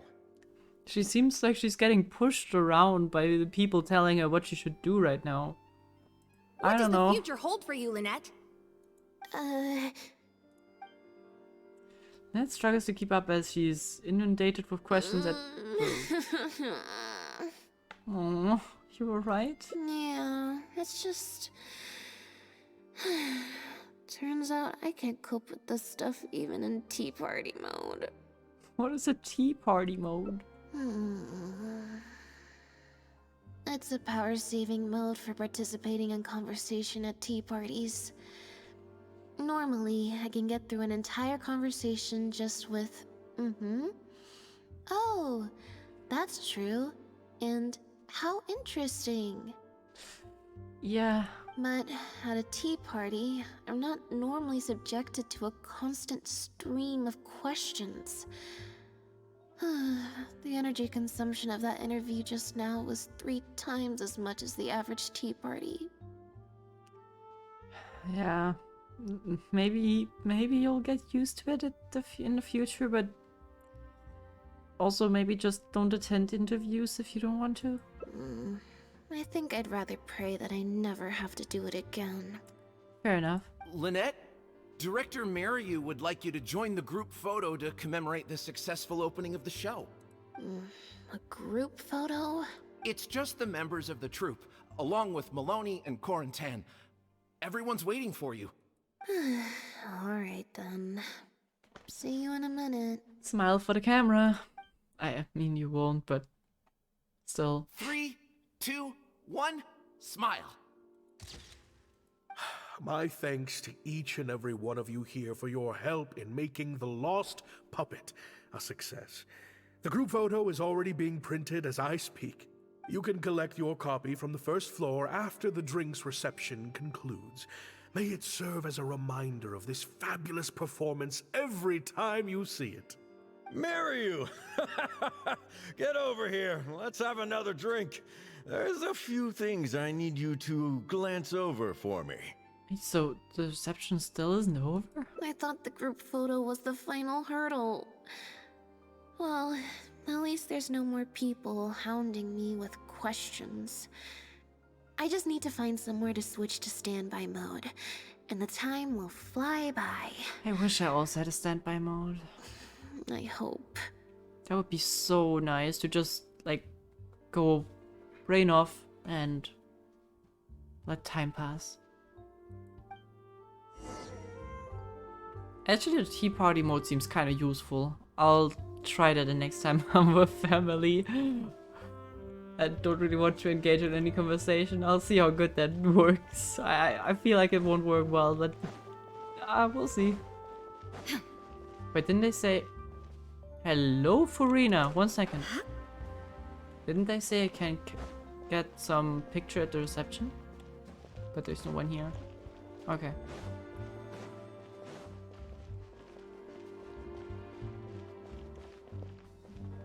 Well, still hello, Farina. What are you doing up here?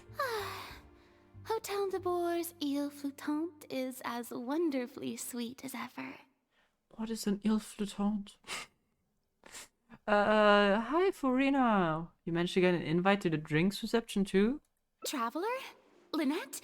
Oh, wait, hold on. What do you mean, managed to get an invite? I'm an expert in the dramatic arts. Of course I was invited. True. Naturally, people wanted to hear my comments on the emerging art form that is the masked mime show. And what are your thoughts and comments? Remarkable, and a very worthwhile artistic endeavor. Exploring a character with no lines or facial expressions who can only communicate how they feel through their movement. As I said, I can imagine that actually being kind of cool. Not something I would watch on a regular basis, but that seems like something that could be kind of cool if it's executed well. Your performance was beyond anything I could have imagined, Lynette. Clearly, this was a very suitable role for you indeed. Basically, I think I'd give it a positive review overall, just not as gushing as the crowd downstairs.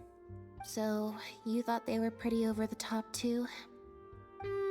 In fairness, it's normal to bring along some vocal supporters for publicity when a new show opens, but still, this was something else.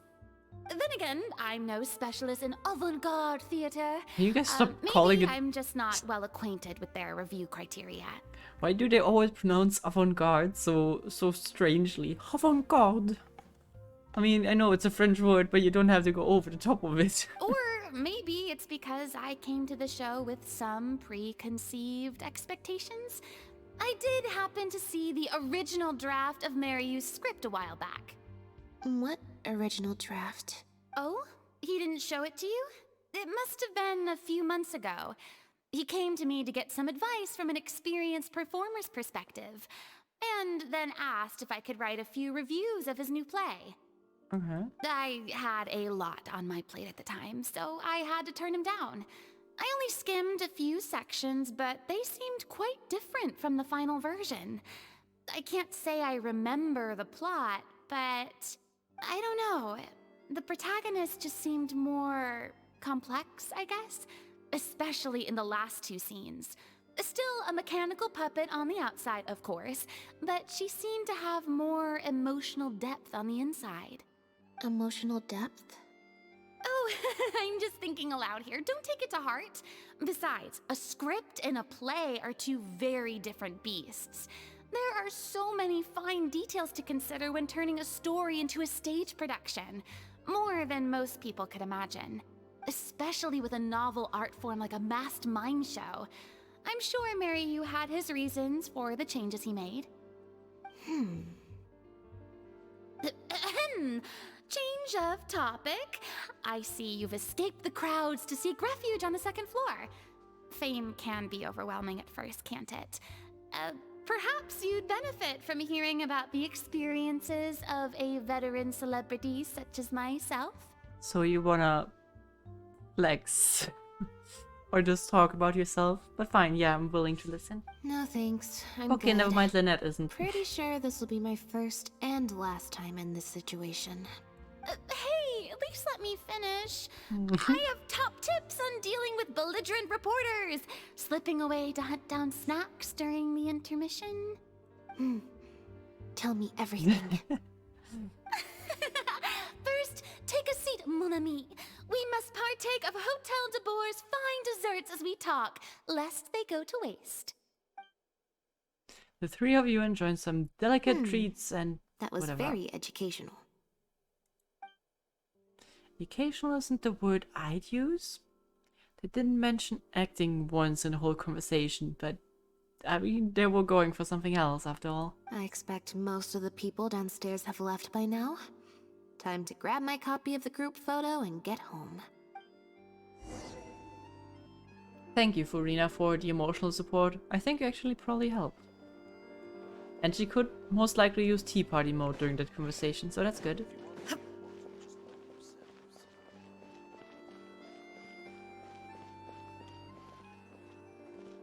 Take the envelope? Huh.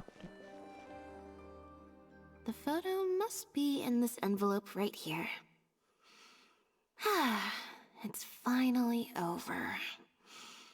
Thank you for sticking around for so long. You are most welcome, Lynette. If it wasn't for you, I don't know how I would have standby moded my way through the last few hours. Any normal person would find an event like this stressful, but enough to warrant Lynette leaving halfway through? I don't know. I can get behind that, but I'm an introvert and very much hate being in public crowds like this. So, I don't know, I can relate. When you left the event midway, was there a special reason for this? I mean, if you really don't want to talk about it, you don't have to. It's fine. It's just...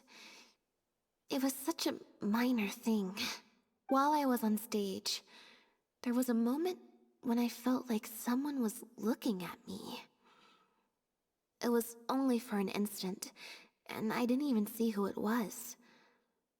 But somehow, I knew it was a look of contempt. I got a vague sense of it again during the reception.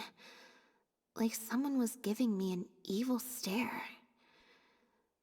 But I couldn't figure out who it was. The supporting role, maybe? Like, potentially kind of jealous? Which I could get. Normally, I'm used to lurking in the shadows on the stage and spying on other people. So, it was strange, feeling like I was the one being spied on this time. Could it have something to do with the original script Furina mentioned? I don't see that being the reason. Maybe someone's jealous of you. You did land the leading role in the show. Yep. I think it's probably related to you having the ability to play the leading role in your first show, and someone might be very jealous of that. Or someone just took a disliking to me for no real reason. Sometimes you can like one person and dislike another for equally pointless reasons. True. Anyway, it was just a momentary stink eye, that's all. Nothing for you to worry about. That is true. Well, but if you're not worried, then I'm not worried. Okay, problem solved. I'm gonna take this envelope and go home now. You heartless puppet, you ruined this work. Hand over the role of the lead actress immediately. Well.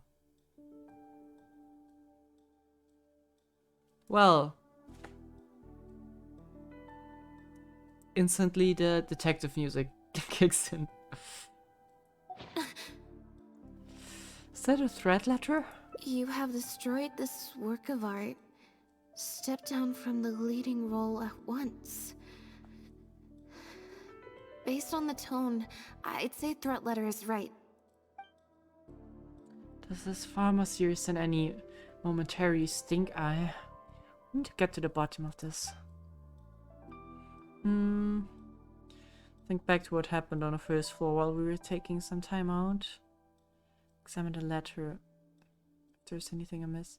I think that's probably the best first thing to do. The unsealed envelope contains a group photo, the threat letter, and some photographs of Lynette from during the show. This was definitely meant for her. If it's made during the show, then it can't be from the supporting role, right? The letter demands that Lynette step down from the leading role, but stops short of saying what will happen if she doesn't.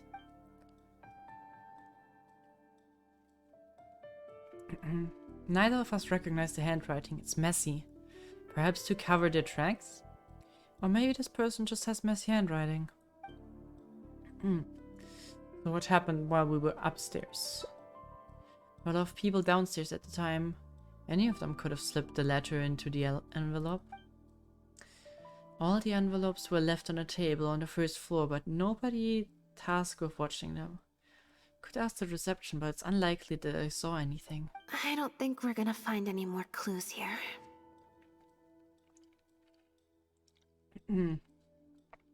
Shall we ask Mariux what he makes of "You have destroyed this work of art"? Yes, let's. Whatever destroyed means, it could have something to do with the original script that Farina mentioned. Also, I'm gonna have to ask you to stick around a while longer. Oh, I won't leave your side, don't worry.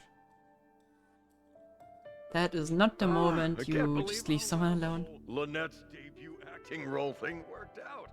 Even the avant-garde box office is lapping it up.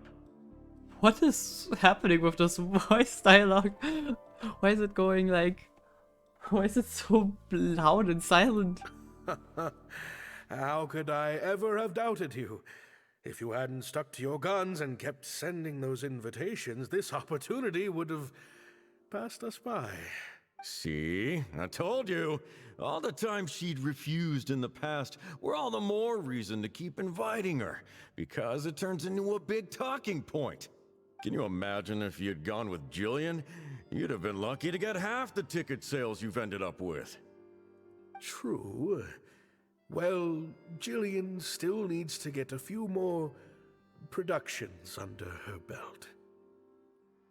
Considering that that was Lynette's first production? I mean, yeah, I guess you're talking about skill, but still. That seems kind of messed up.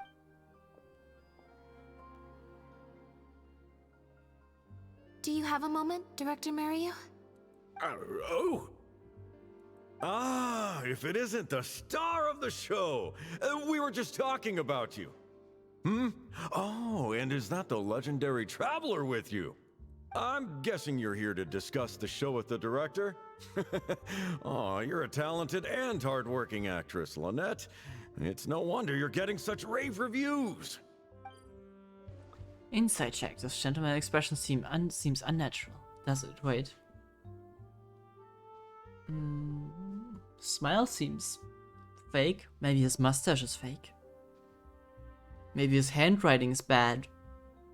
Despite his effusive words, the look in his eyes suggests he's not quite so delighted with Lynette's newfound stardom. Does it? I don't know. I'll leave you artists to discuss your work in peace.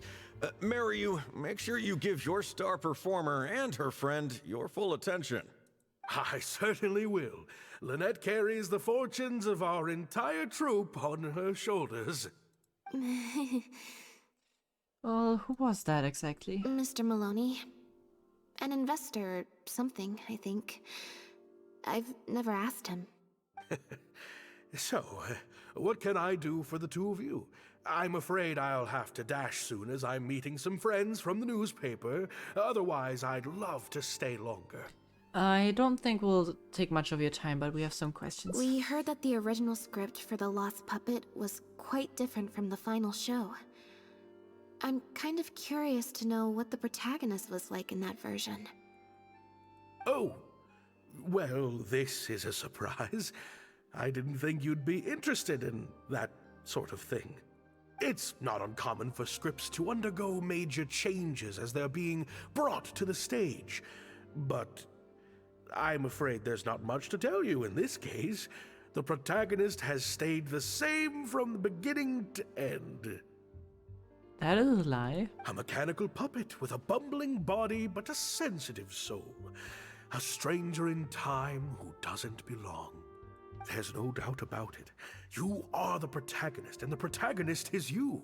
The success of one is the success of the other, and that's what made this show an artistic triumph. Sorry, you've lost me. Can you put it in plain words?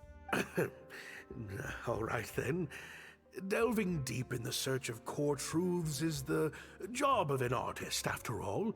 You shouldn't give your attention to early drafts of the script, Lynette. All it would do is sow confusion where you already have clarity. The current script is the final version because it is the best version, and your performance best brings that script to life.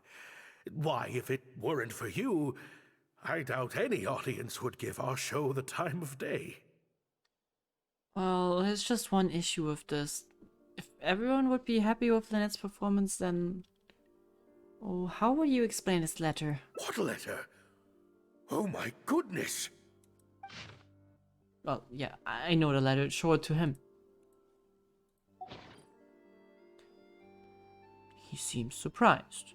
Next expression is hard to read, but the surprise seems genuine. Yeah, I totally see the surprise on his face. You see how his eyes are contracted? And he's gasping.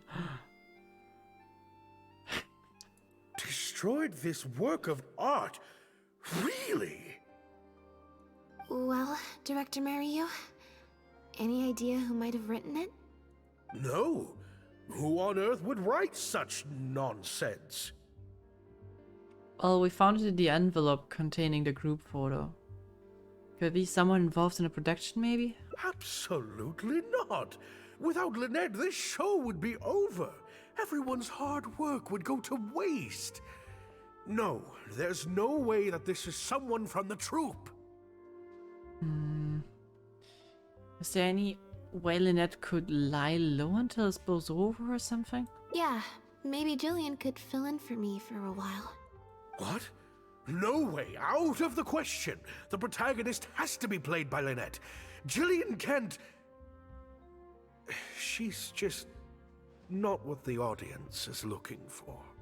What exactly do you mean by that? Ah, I've got it. It's a competitor. Yes, this letter must be from a competitor of ours who's trying to get under Lynette's skin. You can't lie low. That's just what they want you to do. The moment you step back from performing, they'll put their rumor mill into overdrive and drag us through the mud. They're just waiting for their chance to kick us while we're down.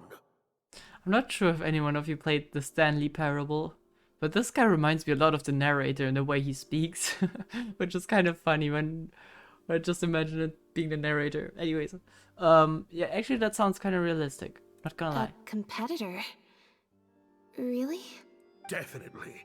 Those lowlifes. Slander and libel are all their specialties. They drown out the truth with a flood of misinformation, and they stop at nothing once they get riled up. Okay, now you're kind of going above and beyond with this, but you kind of sound very familiar with the methods. Is that something you do yourself sometimes? Oh, there's so many of them out there. Fame always seems to attract haters. Oh yeah, totally. No matter what you do to try and keep everyone happy. But don't worry, I will get to the bottom of this. Stay strong, Lynette, and keep up the good work on stage. I have to go and meet my friends from the newspapers now, but rest assured, I'll be discussing countermeasures with them. Alright. So, a competitor, huh? Do you think that's it? He kind of made it sound as if he's like pulling that out of thin air, but it does seem a bit plausible. I kinda doubt it. We've dealt with those types before. Usually their goal is to steal our venue for their own show, or to cover up a scandal by planting a story to divert public attention. But at the moment, I don't think anyone's got a reason to do any of that stuff. Let alone pull a stunt like this. A threat letter is quite extreme. Besides, when I felt that evil stare, I'm pretty sure it was coming from somewhere backstage. So that rules out a lot of people. Well, if you are sure about that, then we should ask the supporting role. Because, like, all things kind of point to her right now. I'm actually more concerned about Mariyu. When I mentioned Jillian, his reaction was pretty unusual. He did seem quite odd when you mentioned her, yeah. Especially since Maloney mentioned that the initial plan was to cast Jillian as the lead. Sounds like there was an original protagonist as well as an original script. I should probably go talk to her. That is a good idea. You know where she lives? Yep. She told me she lives in the Fleuve Sandra. Oh, of course. Why wouldn't she live in a crime ring? Sure. Alright. Maybe they changed the script to accommodate for Lynette being, well, more of a robotic kind of person. And, well, obviously Jillian didn't get to play, which bothers her.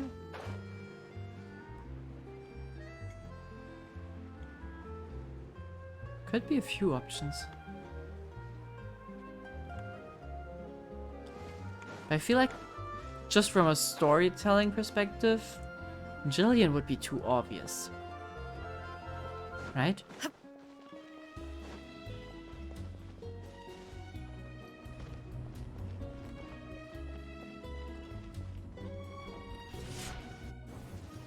Okay. The thunder falls silent. Oops. Well. Yeah, okay, Flusandra. Though, that being said, if Jillian lives in the Flusandra, I feel like she might have an incentive to being the leading role. Because I feel like people who live down here are not too good off. But they have nice jazz music. Ba ba ba ba ba ba.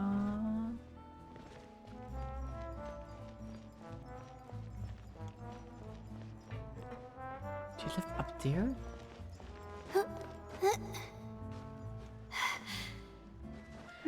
Also, did you ever look at those ladders? Look how freaking large they are. Imagine having to climb that. That is probably super exhausting.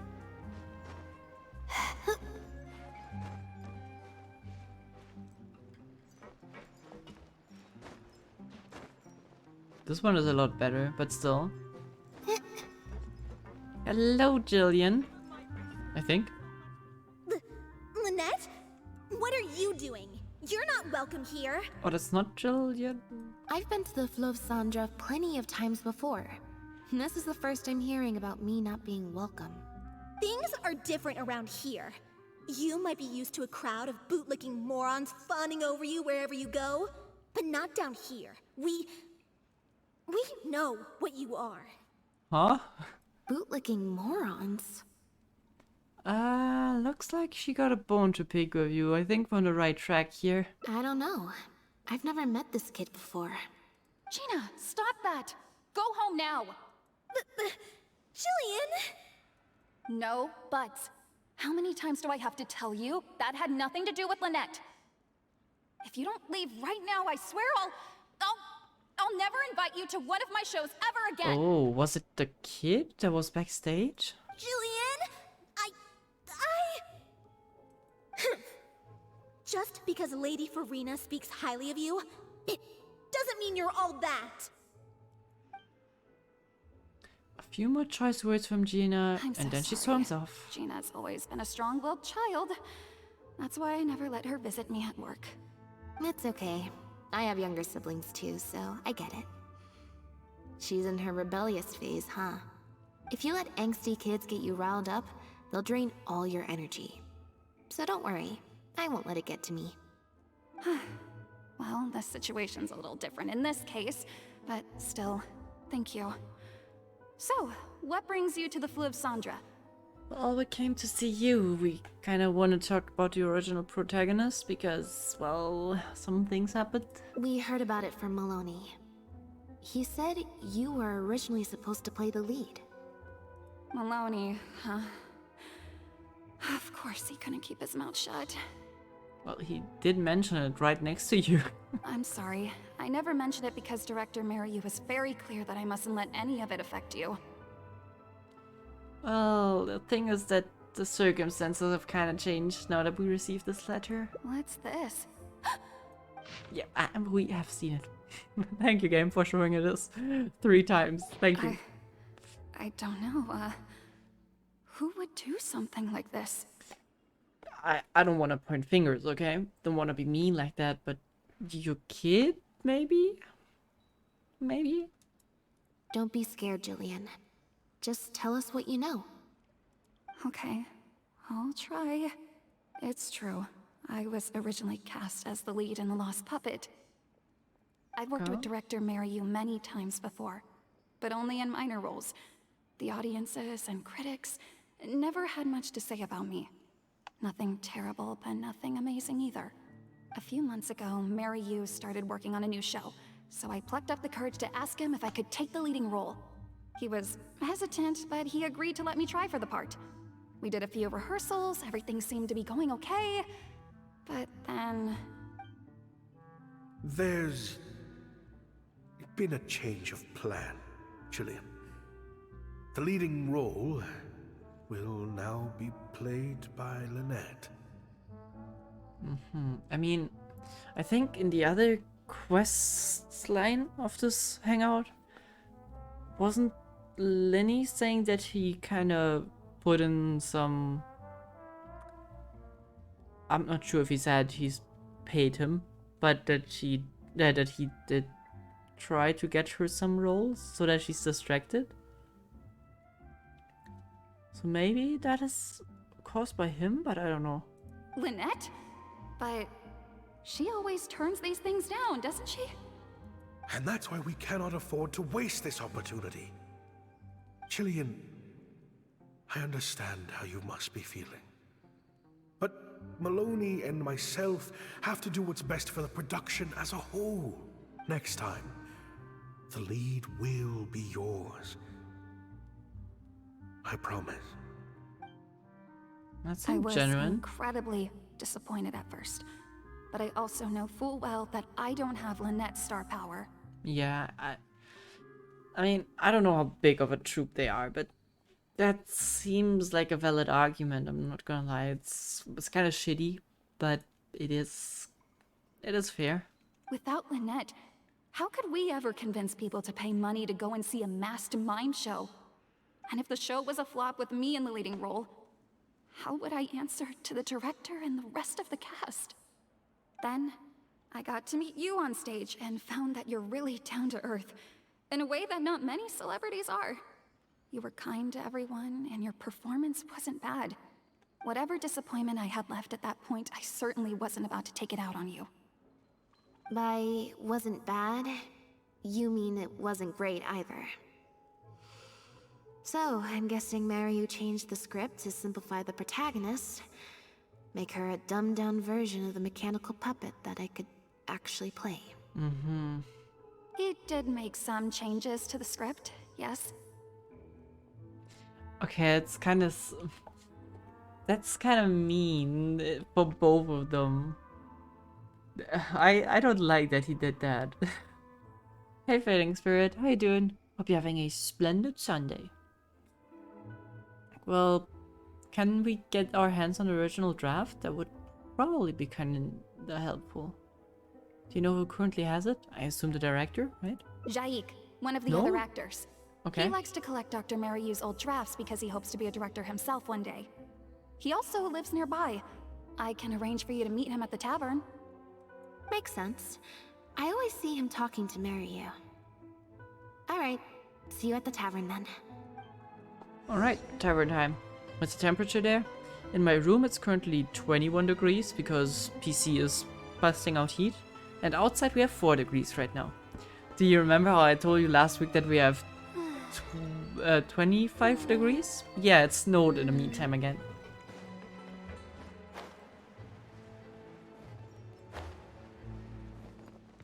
Ouch. Tavern.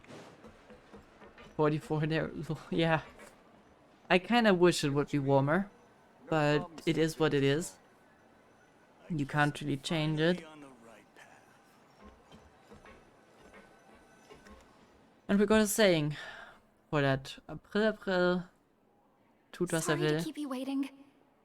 April does what it wants to, and that's very much true in Germany.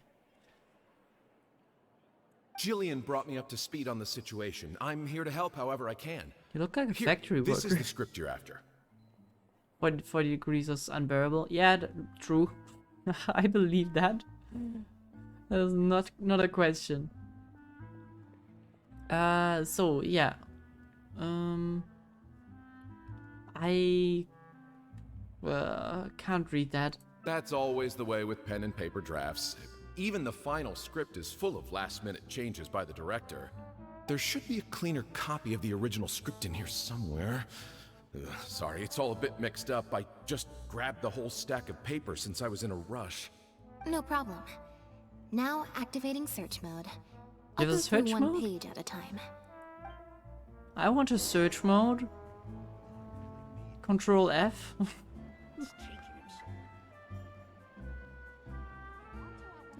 Sit down. There are newspaper clippings in amongst the notes. They're about shows of different styles. Those on the first few pages have turned yellow, which means they must be quite old. Investigation. Look for mentions of Marius. 15 or above. Search mode +5. 15 or above is so unlikely. Can I get better chances by doing something else first? Oh my god.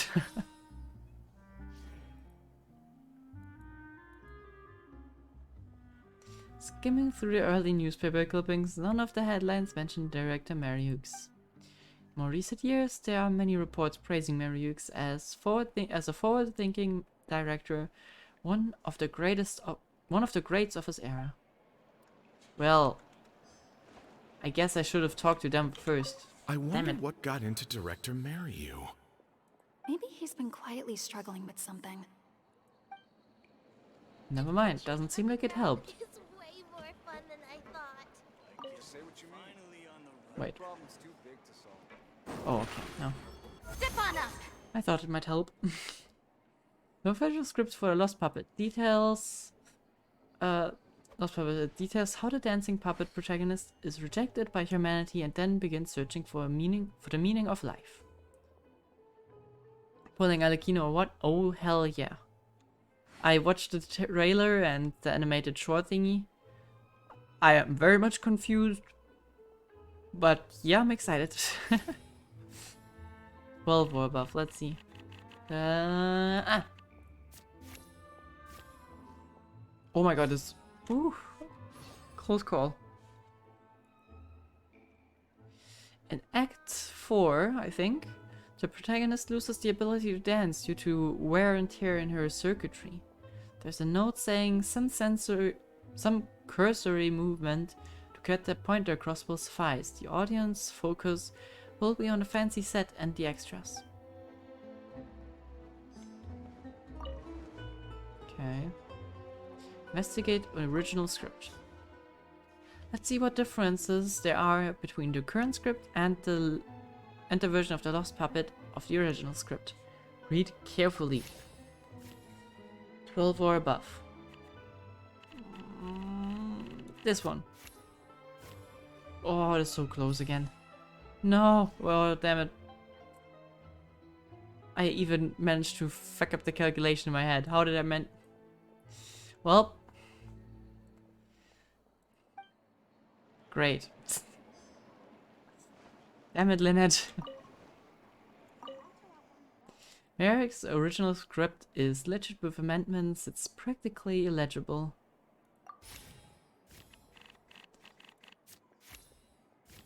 Okay, there we go. 23.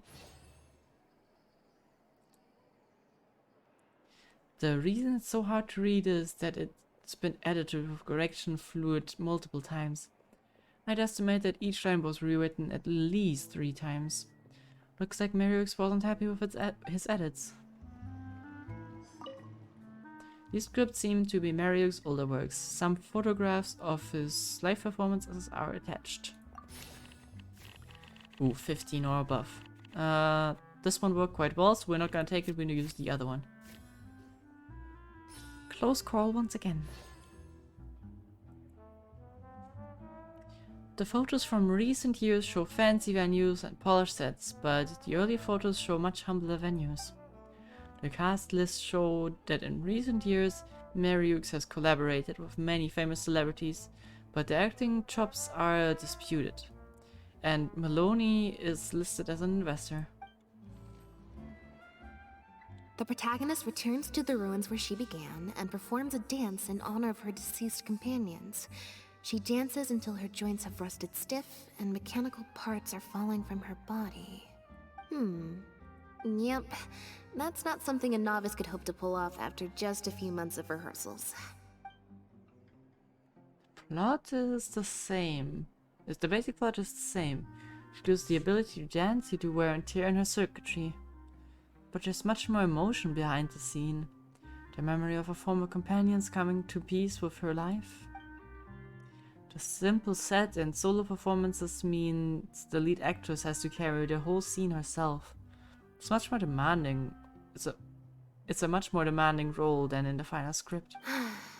Frankly, I think that the original script is much better, and the original lead is the best fit. Jillian, shall I go tell Mariu to put you back in the leading role? What? Are you serious? But the next show is at the Opera Epiclese. It's such a huge opportunity. For whom? For Lynette? I think Lynette is already... She already played through her entire career. I don't think she needs much more. She already performed there with Linny, and I think she has better things to do in general. But not such a rare one for me, though, right? Yeah. That's different. This isn't you as part of a magic duo. It's a chance to star as the main character in a show. You'll reach whole new heights of fame. Fame in small doses has its perks, but too much and I'll get overloaded. Yep, fair. But if you play the lead, the fame will be yours, and I get to be free. Sounds like a win-win, don't you think? It'll never work. There's no way Director Mariu or Maloney would ever agree to it. The set for Act 4 would need to change, as would all the marketing materials. And that would mean asking Maloney for a lot more Mora. Changing actors at the last minute is just too risky. If anything went wrong, it could bankrupt the whole troupe. Plus, Maloney's friends have already published a ton of articles saying how this is the role that Lynette was born to play. No one else can play the protagonist now. If Lynette quit the show and I took her place... Yeah, it would destroy the reputations of Maloney's friends. Friends, in quotation, I would call them investors, actually, but fine. None of the future articles would have had any credibility. Yeah, that as well. If Lynette left, they'd sooner stop the whole show than let me take her place. Stop the whole show? But all the people in the troupe, months and months of everyone's hard work would all be for nothing. Well, no wonder Mariux will say anything to try and keep Lynette on board. This could be quite hard to convince him. Yep. Is there any other way? I don't know, is there? Oh god, okay, how much? Okay, with 9 bonus, this should be doable. Come on. Oh my god.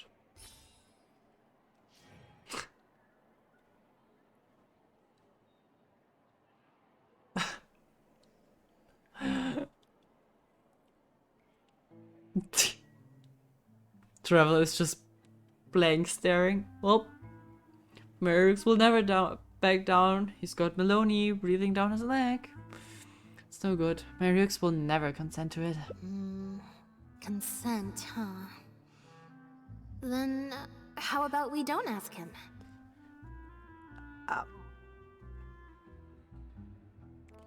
You don't mean you're gonna just pressure him into saying yes, or do you just plan on doing it behind his back? What exactly are you thinking here? It explains her idea to the group. And that way, he'll be forced to make a choice. Oh god. You know, it's a little crazy, but it might actually work. I am very much afraid of what they're planning. No way! It's not worth taking such a huge risk just for a chance to be in the spotlight. Jillian, you said before, whatever disappointment I had left, I wasn't about to take out on you. In other words, that disappointment is still there, but you've kept it bottled up inside. Be honest. You still hope to play the leading role, don't you? But the thought of putting so many people out just for my sake? You think they'd be put out? That's not how I see it. Jillian, you were more dedicated than anyone during the rehearsals for the original script. We all saw how hard you worked for this role. And I think you know that unless we decide to make a stand here, the path we're on is only going to take us further and further from our dreams, all of us. So take it from me, you would not be putting us out. Not one bit. Yep, but ultimately, it's up to you whether we can go through with this. You guys... Okay. Let's do it. I will play my part. Alright, I don't know the Yes! plan, but I sure. knew you'd come around. Alright, I'll let the rest of the troupe know and we'll start preparing immediately. Wonderful. This solves everything. Wait, but what about the threat letter? Do you have any idea who sent it? As long as we stick to the plan, I'll give up the lead role, so it won't matter anymore, right? I guess, yeah. But surely you want to know who it's from. If they're out there and no one's keeping an eye on them, what if they come looking for you?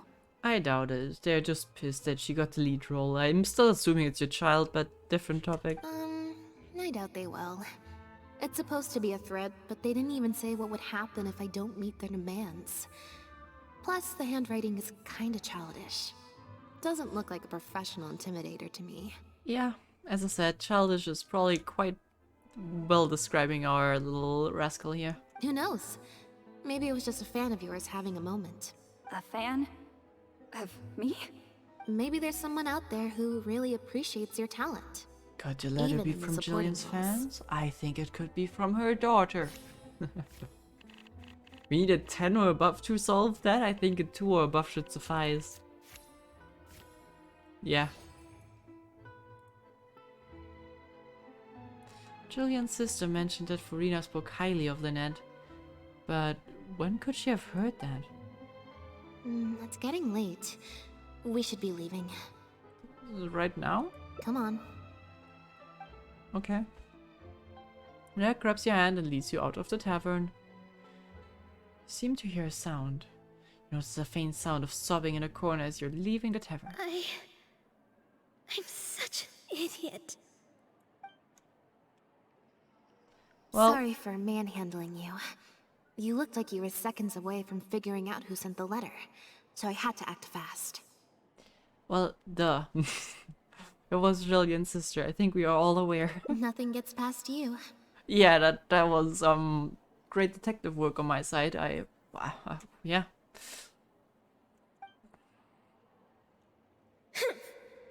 Just because Lady Farina speaks highly of you, it doesn't mean you're all that. I mean, honestly, that wasn't the giveaway. The giveaway was just that she was invited backstage, probably. I'm so sorry. And she's the only one that is so emotionally volatile. That's why I never let her visit me at work. Oh well, children, am I right? Farina hasn't released her official review of the puppet yet, which means Gina disobeyed her sister and secretly came to watch her at work. Oh. I thought she was invited. Did she say she was invited? I guess she must have snuck into the drinks reception and overheard our conversation with Farina. She idolizes Jillian, both as an older sister and an actress. And she watched as the dream role Jillian had been waiting to play for so long got snatched away from her by some amateur who's never acted before. To make matters worse, all the critics were hailing this amateur as a perfect fit for the role. And even Fontaine's former biggest star was praising her abilities. Yeah, I guess that could lead to some burst of anger for her. Yeah, that pretty much sums it up. And you're not gonna confront her about it? Like I said, getting angry at angsty teenagers is draining. Besides, if it was my younger brother or sister and they found out I'd been treated unfairly or had an opportunity stolen from me, they'd definitely do something far worse. I could imagine. Yeah, it seems about right. I was in Jillian's position once. Back when Linny and I were starting out, before we got famous, we just had to take things a day at a time. Doing our shows, slowly trying to build up our reputation. So I can understand Gina's frustration. Still, she could definitely use some pro tips on how to write a threat letter. This is not what she needs. This is most certainly not what she needs. Well, yeah, she's probably also been the one that has given you the evil stare, right? No, the way she looks at me is indignant, frustrated, but not malicious. Plus, she didn't even try to hide how she felt. Yeah, yeah. Whoever was giving me that evil stare was backstage. Blending into the crowd at a drinks reception is one thing, but trying to blend in backstage, where everyone's on high alert waiting to be called on stage, would be a lot more difficult. I mean, the investor would be one option. He seemed weird. We'll find out who it is before too long. In 2 days' time, at the next show, I think it will become very clear. On that note, guess I'll see you at the Opera House. Bye for now. You're not gonna tell me anything about the plan, right? Nothing? Okay. Sure.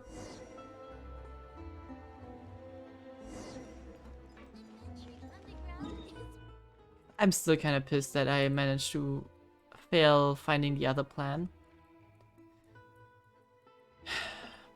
But as we established today, I think, quite well, I'm really bad. Oh, sorry. I'm really bad at dice rolls.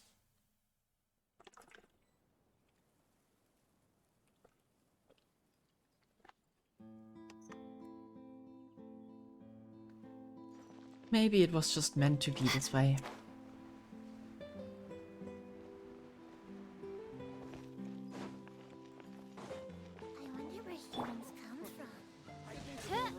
Oh, you guys are so lucky.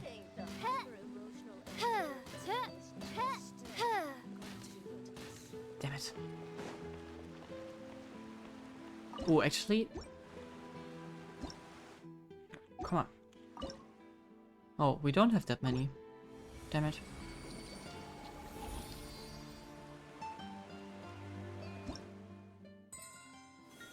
Ooh. The next reward is kind of fancy. But we also need those. Okay. Let's sleep in the fountain. Rup.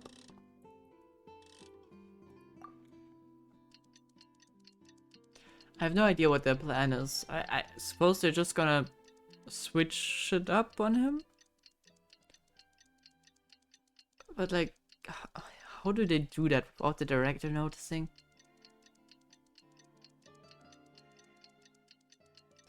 I don't know if that's such a good idea. May the glory of the Prinzessin bring light to this world. I didn't read that at 16. God damn it. But of course, who would hold an opera performance thingy during daytime? Oh, I'm gonna get flashbacks when I get in there with the music. I will get Archon Quest vibes again. Oh yeah.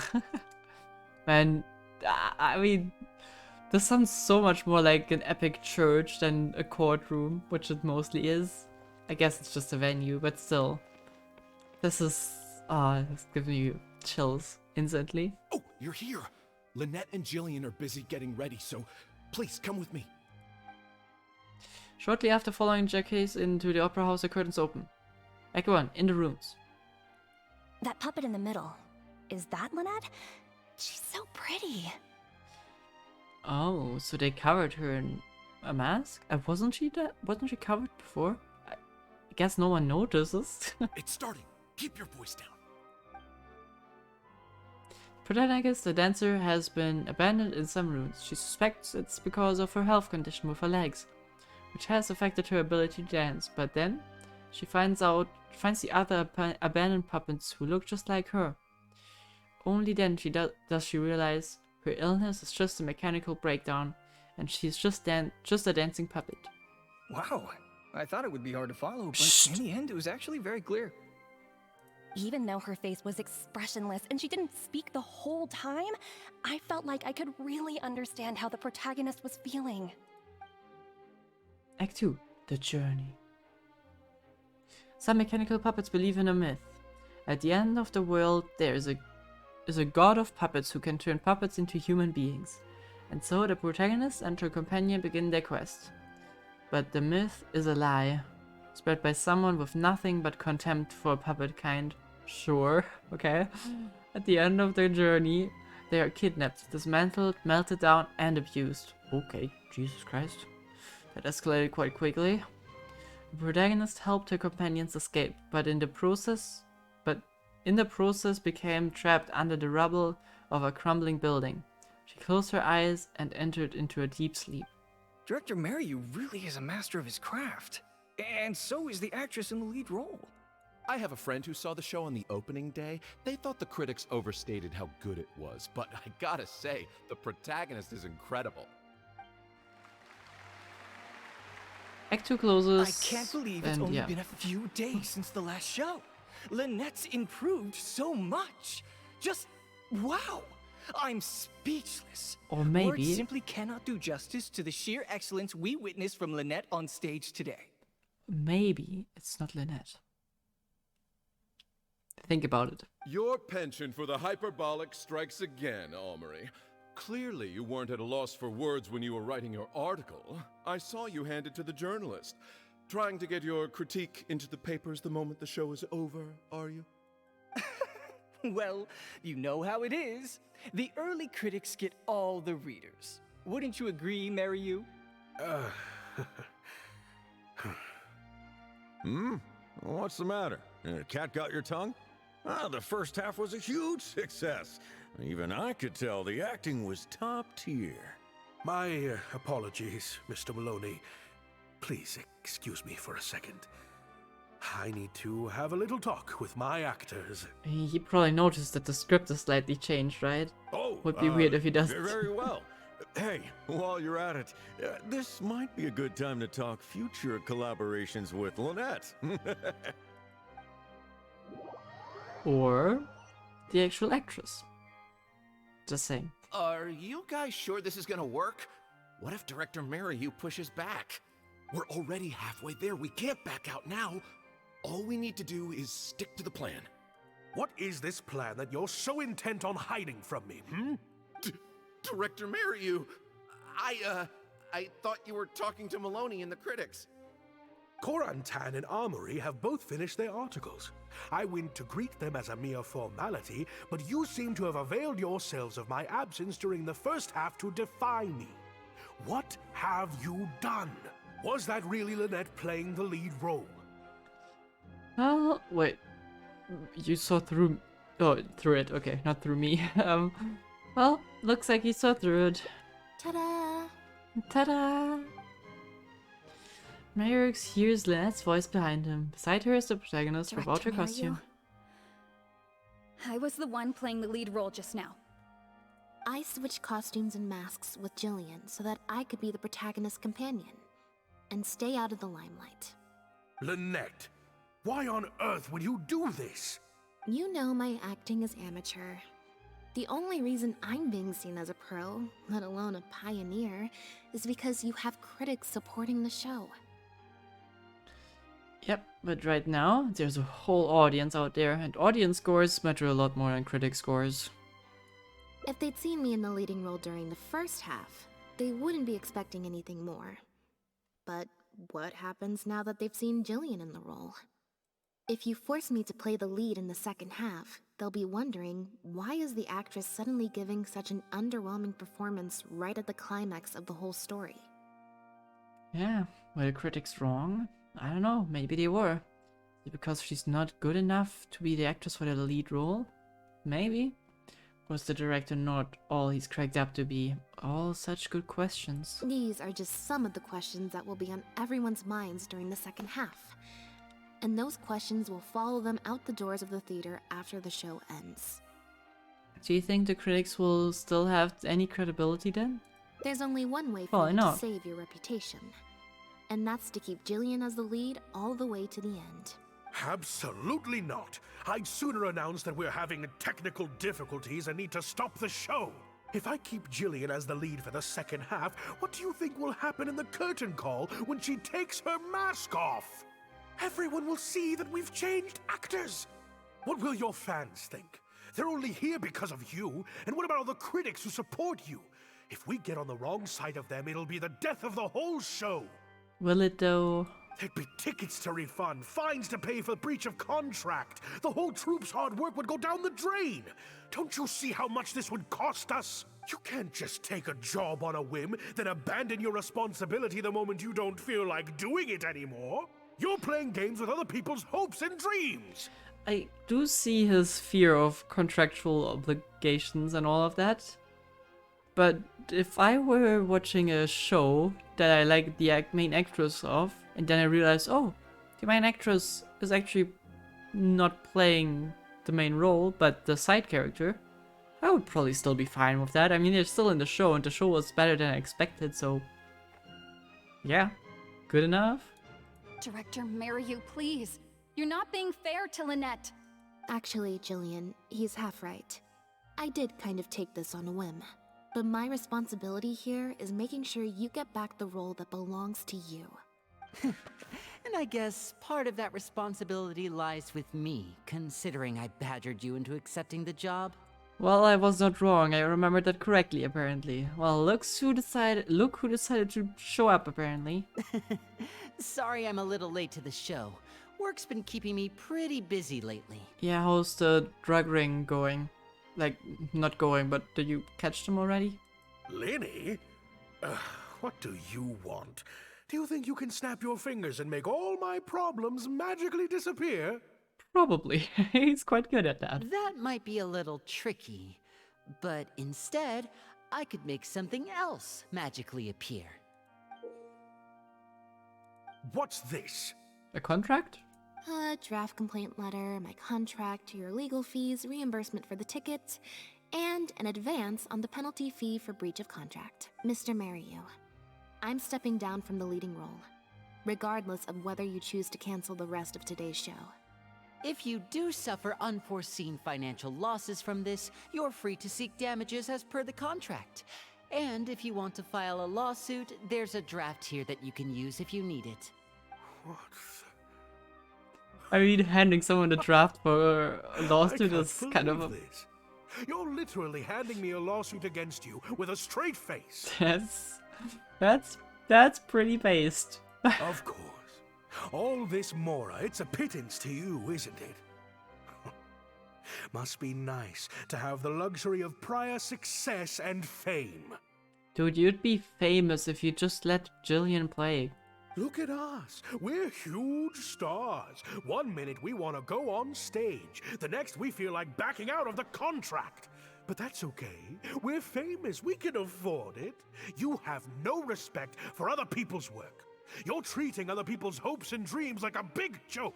I honestly get him. That he's not wrong with what he's saying and being infuriated by it, but he doesn't see how Jillian's performance is absolutely better. You don't give a hoot how much this show means to other people. You don't even care that the whole production might have to shut down because of you. That's not true. I do care. And I'm under no illusion as to how much this show means to you. Oh, brilliant deduction there. Of course it means a lot to me. This is my show. That's the only reason I asked you to be in it in the first place. Really? Then why do your eyes tell a different story? The way you look at me, it's full of contempt. Almost as if I've destroyed your work of art. Oh, so it was Mariuk's. That... I guess it makes sense. He knows he had a vision. Yeah, I guess it really makes sense. He had a vision for his project, but ultimately had to... yeah, make it a worse piece of art just to accommodate for Lynette's more amateur acting. Yep. What? I would never think that. Yes, you do. Oh God, what did I do to my hair? Holy crap. A couple days ago, I asked some associates to do some digging for me. I was interested to know who else you invited to play the lead apart from Lynette. Surprise, surprise.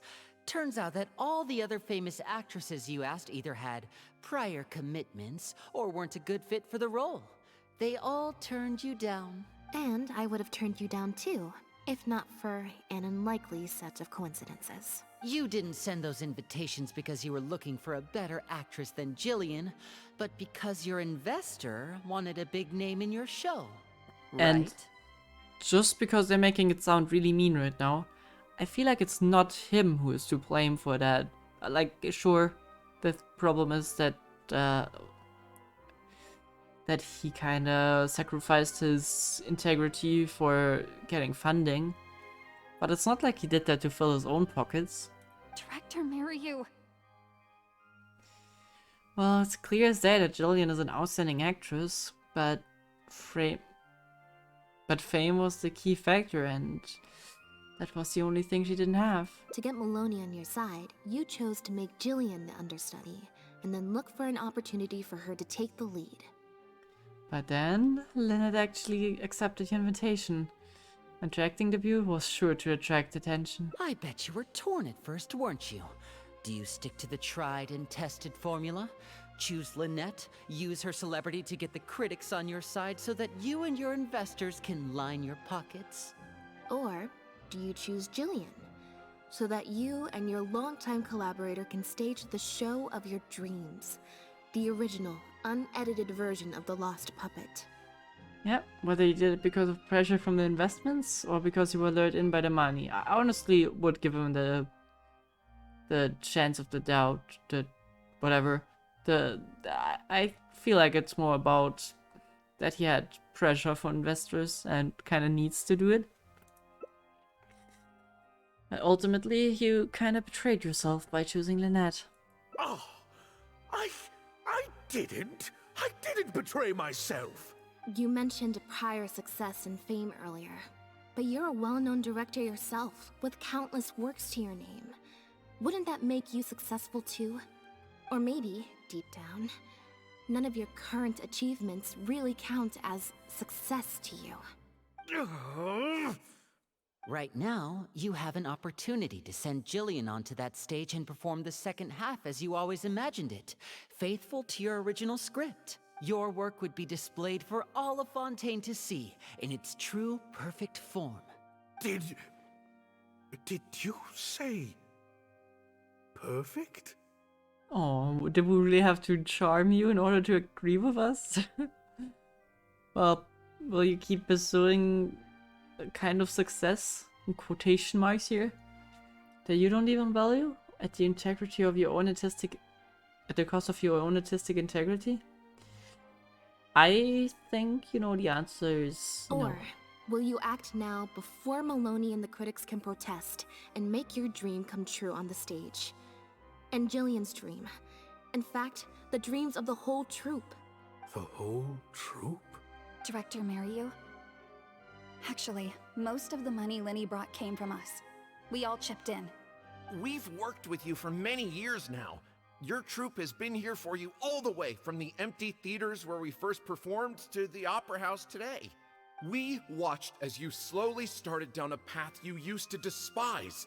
The path of powerful connections, drinks receptions, backdoor deals with critics, and collaborations based on fame instead of talent. I mean, it's kind of inevitable, right? To a certain extent. You can avoid it, but at some point you have to look out for your crew, and I get it. It's a bit of a sticky situation for him. But now he has the perfect opportunity to get away from it, so he should take it. But this is just a temporary measure. I did it for the good of the troupe. And besides, this is how the whole industry works. Everyone else is doing it. Then do it better than them. Boom. Yes, we know. Back when you started, you had to bite the bullet and do these things to keep the troupe afloat. But then what happened? You began to embrace these methods more and more, becoming so reliant on them that every show you put out is overhyped by the media, and every script you write is edited to suit some celebrity's needs. Surely you must have noticed what's happening. While we've been performing at bigger and bigger theaters with each show, the applause is getting quieter and quieter each night. And the criticism from people who've seen the show is growing. I feel like this is just critique on general filmmaking at the moment. Like you can feel that with movies, right? That's not really a trend that is all that made up. This is very much what's happening in real life. Best example, probably Disney. Maloney's friends are sycophants. They don't care if the audience is disappointed because the show doesn't live up to their glowing reviews. They praise the things they like and skirt around the things they don't. Look, I know everyone's using the same promotional tactics, but does that really make it okay? Well, it's just a stopgap solution. As soon as I've made enough Mora, I'll stop. Things will be different next time. Yeah, but if you go bigger and bigger, you can never have enough more, and you're always reliant on investors, and investors want to have guaranteed fame, and guaranteed fame comes with celebrities, and celebrities come with the issue of you having to adjust your script. No. Next time, huh? Yeah. Next time, you won't use your connections. Next time, you won't pay off the critics. Next time, you'll let Julian play the lead. Unfortunately, it doesn't work like that.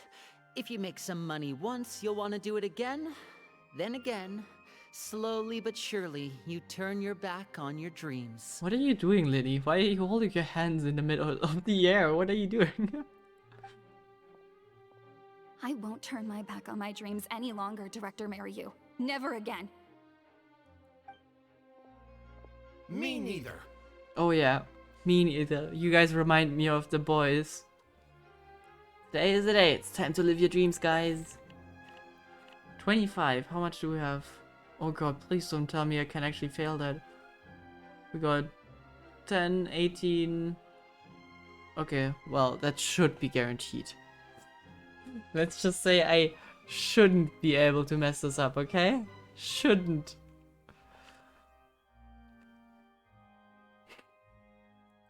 Wait, I can't mess it up, right? Okay. Just realized I need to roll a 1, right?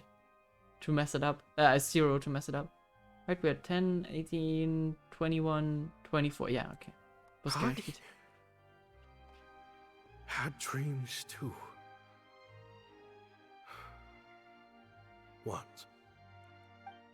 Once. Now you're just a puppet in your own story. Holy shit, the callback. An unknown period of time elapses before a group of mechanical puppets finally cleared the rubble, freed the protagonist, and reactivated her. They told her, "You have been buried here for thousands of years. The mechanical puppets now rule the world." What a weird script. It's turned out that the puppets who had started the uprising were none other than the protagonist's companion, whom she had rescued all those years ago. The protagonist was now revered as a hero by all the puppet kind. The mechanical puppets ask the protagonist what she wishes for, but she only wishes for one thing. Huh. The plot here seems a little different from what the reviews said. The protagonist wanted to return to the stage, so the puppets replaced all her parts with the latest ones available, built her a grand opera house, and summoned a huge audience. And in the end, she forgot herself amidst the applause and cheers of her fellow puppets. Hey, no spoilers! Huh? Wait, hang on, that's not even what's happening. The set has changed back to the one from the first act. Oh, Archons. Please let this work out. No need to be so nervous, Director Mariyu. We only told you Lynette would be quitting the show to get you to make a decision. We wanted you to believe that this show would have to end after today, no matter what you decided. But in truth, I believe that if we choose our words carefully, there's no reason we can't get Maloney to come around and keep the show going. I mean, yeah, why not? Yeah, we'll see. You guys are good with words, right? Yeah, you two should definitely keep in touch. Lenny is great at this kind of stuff. You really thought this plan through. But I'm not upset about what you've done. What's worrying me now isn't how Maloney will react or whether the show will get cancelled. But whether the audience actually receives your show as good? It's... Yeah. Of course. I've always thought the original script is better, but will it move them like I've always hoped? When Jillian does her curtain call, will they applaud her? What if people only came to see the show for Lynette? And because of the reviews, what if they don't really care about the show at all? It feels like I've been hiding inside my safe little castle for too long. And now I'm scared to go outside the walls and hear what people really think. Have some freaking self-respect for yourself. Come on. You know that you did something great. You should be confident. We're right here with you. We'll watch it to the end. A Mr. Rune original script. The protagonist rejects the other puppets' offers of the new parts and a grand stage built in her honor. Her only wish is to see her companions again, but she's told that they gave their lives for the revolution. Their bodies lie buried in the ruins where they first met. The protagonist returns to the ruins alone, to where her journey first began. She performed one last dance before the graves of her companions. The circuitry burns out, her parts come loose and fall out of her body. But she keeps dancing until her body completely shuts down. It has taken thousands of years, but at last she has finally found a reason for dancing. That is a nice ending. I like that ending. Though I'm a bit weirded out by the robots uprising thingy. Wow. Okay, this ending is much better. I love how they brought back the set from Act 1 and gave it a whole new meaning. What a fantastic twist. Also, this looks freaking cool for Lynette. Not gonna lie, this fits her really well. Time for the curtain call. It's the moment of truth. Will the applause continue after I take off the mask? Maybe it will stop for a moment because they're confused, but I think so. I could always leave my mask on. No one would ever know.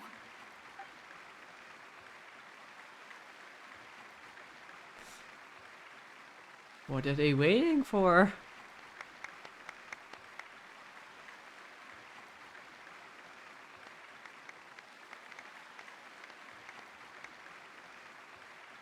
There's a lot of applause considering that's like maybe 100 people. This is what fame looks like, when it's truly deserved. Good job, Jillian.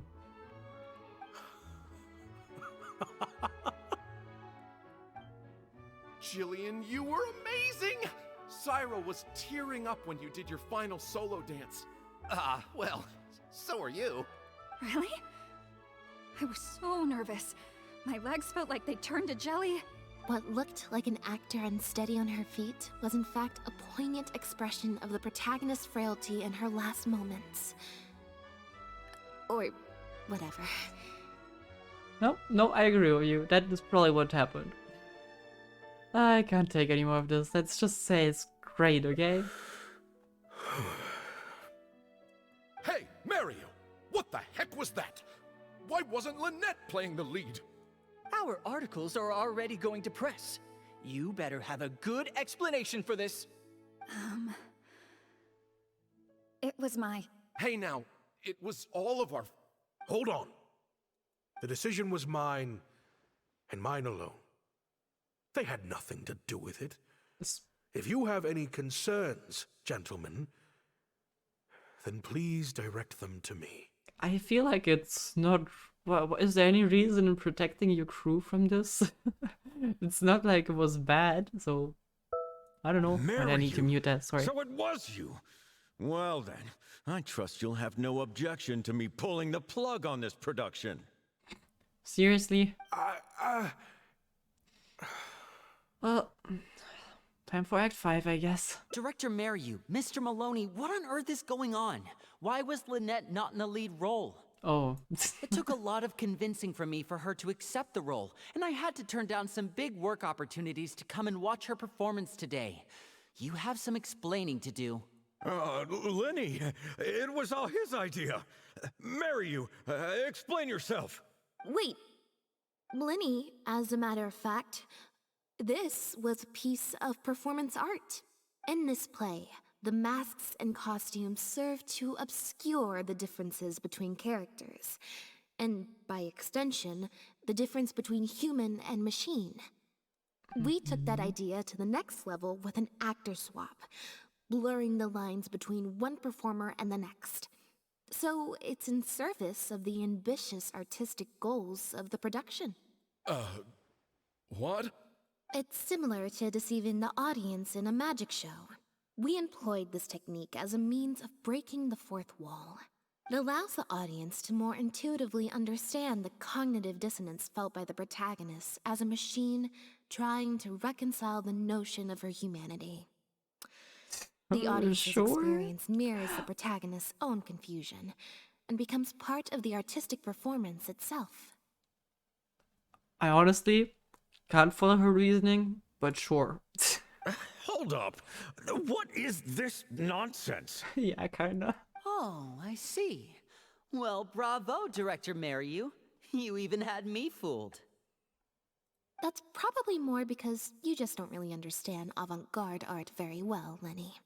Maybe so, maybe so. Well, perhaps it went over my head, but I'm sure our experts here saw the whole thing coming a mile away. Surely they did, right? You must have worked it out by the end of the first half, surely.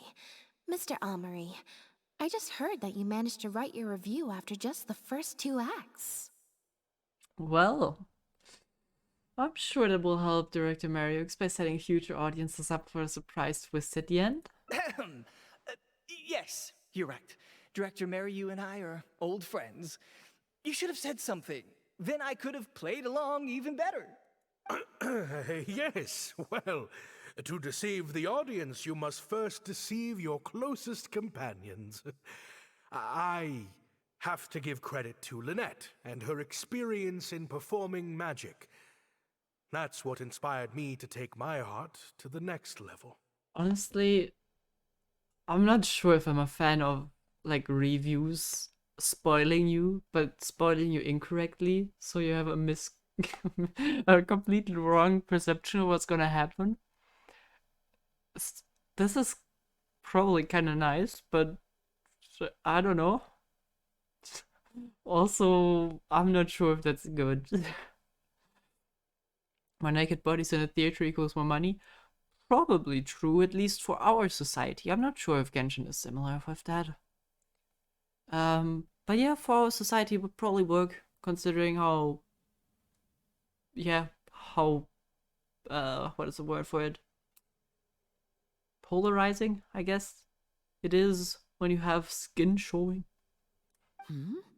You mean your show was partly inspired by Lynette's background in magic? Well, in that case, I'll have to plug it to everyone I know. Unfortunately, I think Mr. Maloney is going to cancel the show. Cancel the show? Mr. Maloney, is this true?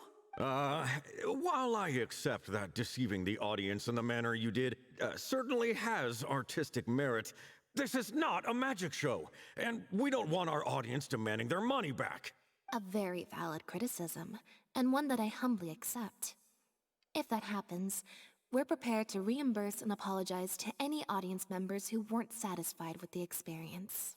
Yeah, but based on the reactions, I feel like most people are quite happy. Yeah, it's an excellent piece of theater, not celebrity cameo, you know? Plus, it looks like Jillian is better than me at delivering the excellence people want to see. I'm sure audiences will be very happy with the show if she's allowed to stay in the leading role. Some reviews have said that Lynette gave the performance of the year. Would you say it was the same for Jillian? Maloney, I believe there should still be time to tweak my article. From the look on Lynette's face, I think she's being sincere. Oh, one other thing. We managed to get a meeting with Lady Farina earlier. All thanks to the Traveler's reputation, of course. Anyway, she agreed to write a review focusing on Jillian's performance and the quality of the show as a whole. She promised to give her honest opinion, and I'm sure today's audience will be discussing her performance too. There's sure to be a variety of opinions. Yeah, but how about you, Mr. Corotin? How would you rate that show? Oh, I mean, art at its finest, clearly. But I'll have to give it some thought before I decide exactly what to write. Yeah, also because you probably don't understand the art at all. Oh, of course. Always good to put some thought into these things. Especially now, with a growing range of voices out there. I imagine competition for readers becomes more fierce when everyone's discussing the topic. Corentin, Amory, let's go. Sour-faced Maloney leaves with the critics in tow. Okay, I couldn't read the rest, of course, as per usual. Not annoying at all. Do you think this move needs jazzing up a little? Not jazzing up, per se. I was thinking more like break it down, you know?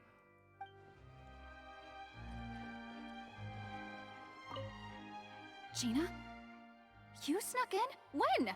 Again? I thought I told you no visiting me at work. Is this place so insecure? Would imagine at least in the opera you can't break in. I'm sorry, Jillian, but I had to come. Well, it was worth it. Thank you both so much. Without the two of you, who knows how much further down that cynical path I would have gone. I always told myself that once I'd made enough Mora, I'd get back to doing what I loved. But somewhere along the way, I started to lose sight of what that was. Just like those critics with their dishonest reviews, I became all about the trappings of success, at the expense of the art itself. What matters is that you came back to your senses. That is important. Artistic vision is so much more important than making sure that it's a guaranteed success. I can guarantee you that. Well, I cannot because I'm not a business expert, but to me it seems like the shows that prioritize that in the end make the most money. At least, well, I guess mostly, but you know, it's worth it monetarily and as a passion project. It's just better. You're right. Yes. Do things with passion. I'm a very lucky man. Anyway, enough about my problems. What are we going to do about the threat letter that Lynette received? I've been looking into it a lot over the past couple of days, but it doesn't seem like it was one of our competitors after all. Ah, yes, about that. Lynette, do you have a moment? Wait, you're Jillian's sister, right? How did you come backstage? I'm sorry. Gina insisted on coming to see Lynette. I couldn't stop her. Lynette, I'm sorry! Uh-oh. That just shot me a glance. I think she's unsure which mode to use for the situation. Fair.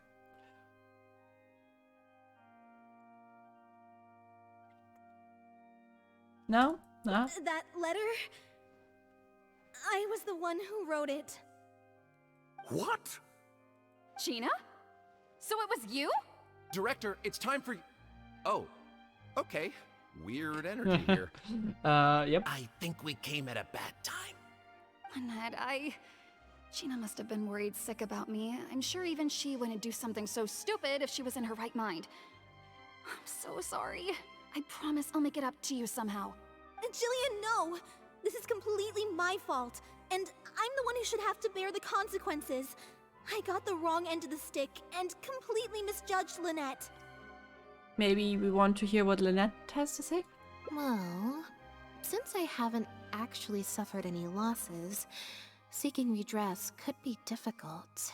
Maybe we could just let this one slide? Really? Are you sure? After all, Gina wouldn't be the first person to ever misjudge me, right? True. True. In any case, I think we can all agree it was a misunderstanding and nothing more. No need to overcomplicate things. But still, I was wrong to write that letter. I should own up to my actions, make it up to you in some way. Well, she seems pretty insistent. If that's what you really want, then how about helping out backstage? Huh? backstage? The crew could always use an extra hand. Plus, it'll give your older sister a chance to keep an eye on you and stop you getting into any more trouble. Thank you, Lynette. Really, thank you so much. There we go. Oh, the whirlwind of events is finally resolved. A few days later. Make these things readable. How are... Am I the only person who's not able to read them because they're over so fast? This has been a constant thing for the last 3 years. How are they not able to put more time into those? I can't be the only person. Anyways. Well, you're finally awake. The show's about to start. Is it? I'm so much more at home here in the audience. I get to sit on a comfy seat, and I don't have to activate my energy-consuming modes all the time. Well, sounds like Gina got more than she bargained out of that backstage job. Gave her the supporting role in the play too. Mary, you said she's a very promising Where you young actually actress, did? and she has natural chemistry with her older sister.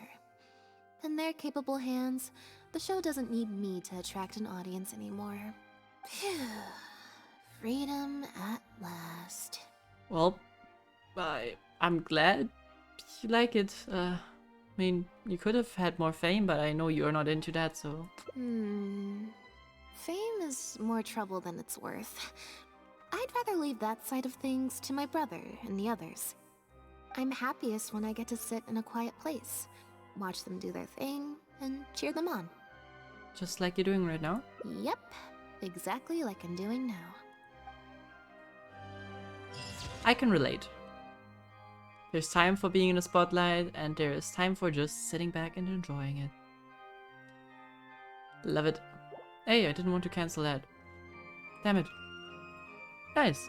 Okay, man, Lynette's quest is good. I still think that the other ending that I had, I would prefer to be the canonical ending. Just because this one still has a crime ring running somewhere, and no one's taking care of it. But, this is also a sweet ending. Let's just assume we first solved the crime ring thing, and then came back to the gala, fixed that, and now they're having fun acting. People, Lynette is happy, everyone's happy. Just like it's supposed to be. Thank you for completing today's commissions. Am I super silent, or why is everything else so loud? Anyways, I think this is probably also where we'll wrap it up today. We will most likely do the update stream of Alekino stuff and all on Sunday or Monday when I'm back from Italy, because I'm having a little family trip next weekend. And maybe if you guys want to watch me play it beforehand so you're not getting spoiled. But yeah, I am very much looking forward to it. I don't know what to expect at all.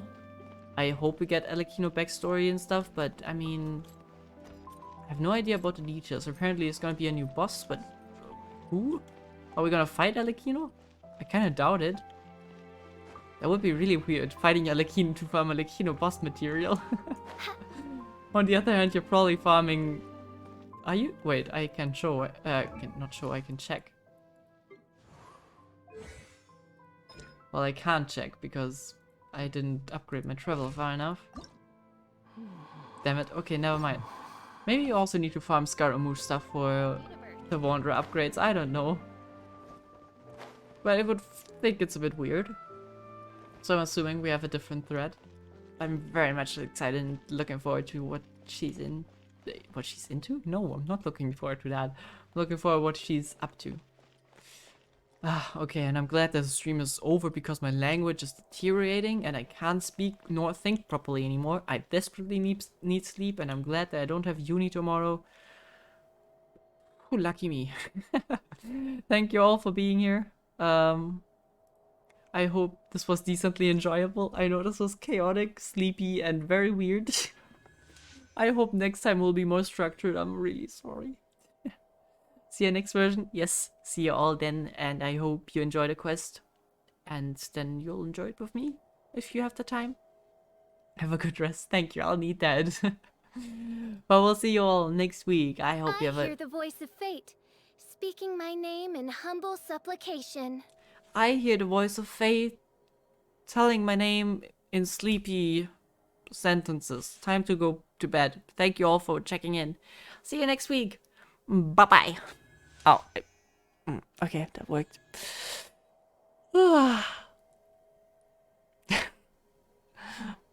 Thank you all for going through this with me. Oh, yeah. That was certainly one of the streams of all time. I created another universe and, And founded founded paradise. For I, Fischl, Fischl, the and the Prinzessin Prinzessin der Verurteil... Okay, never mind. Bye.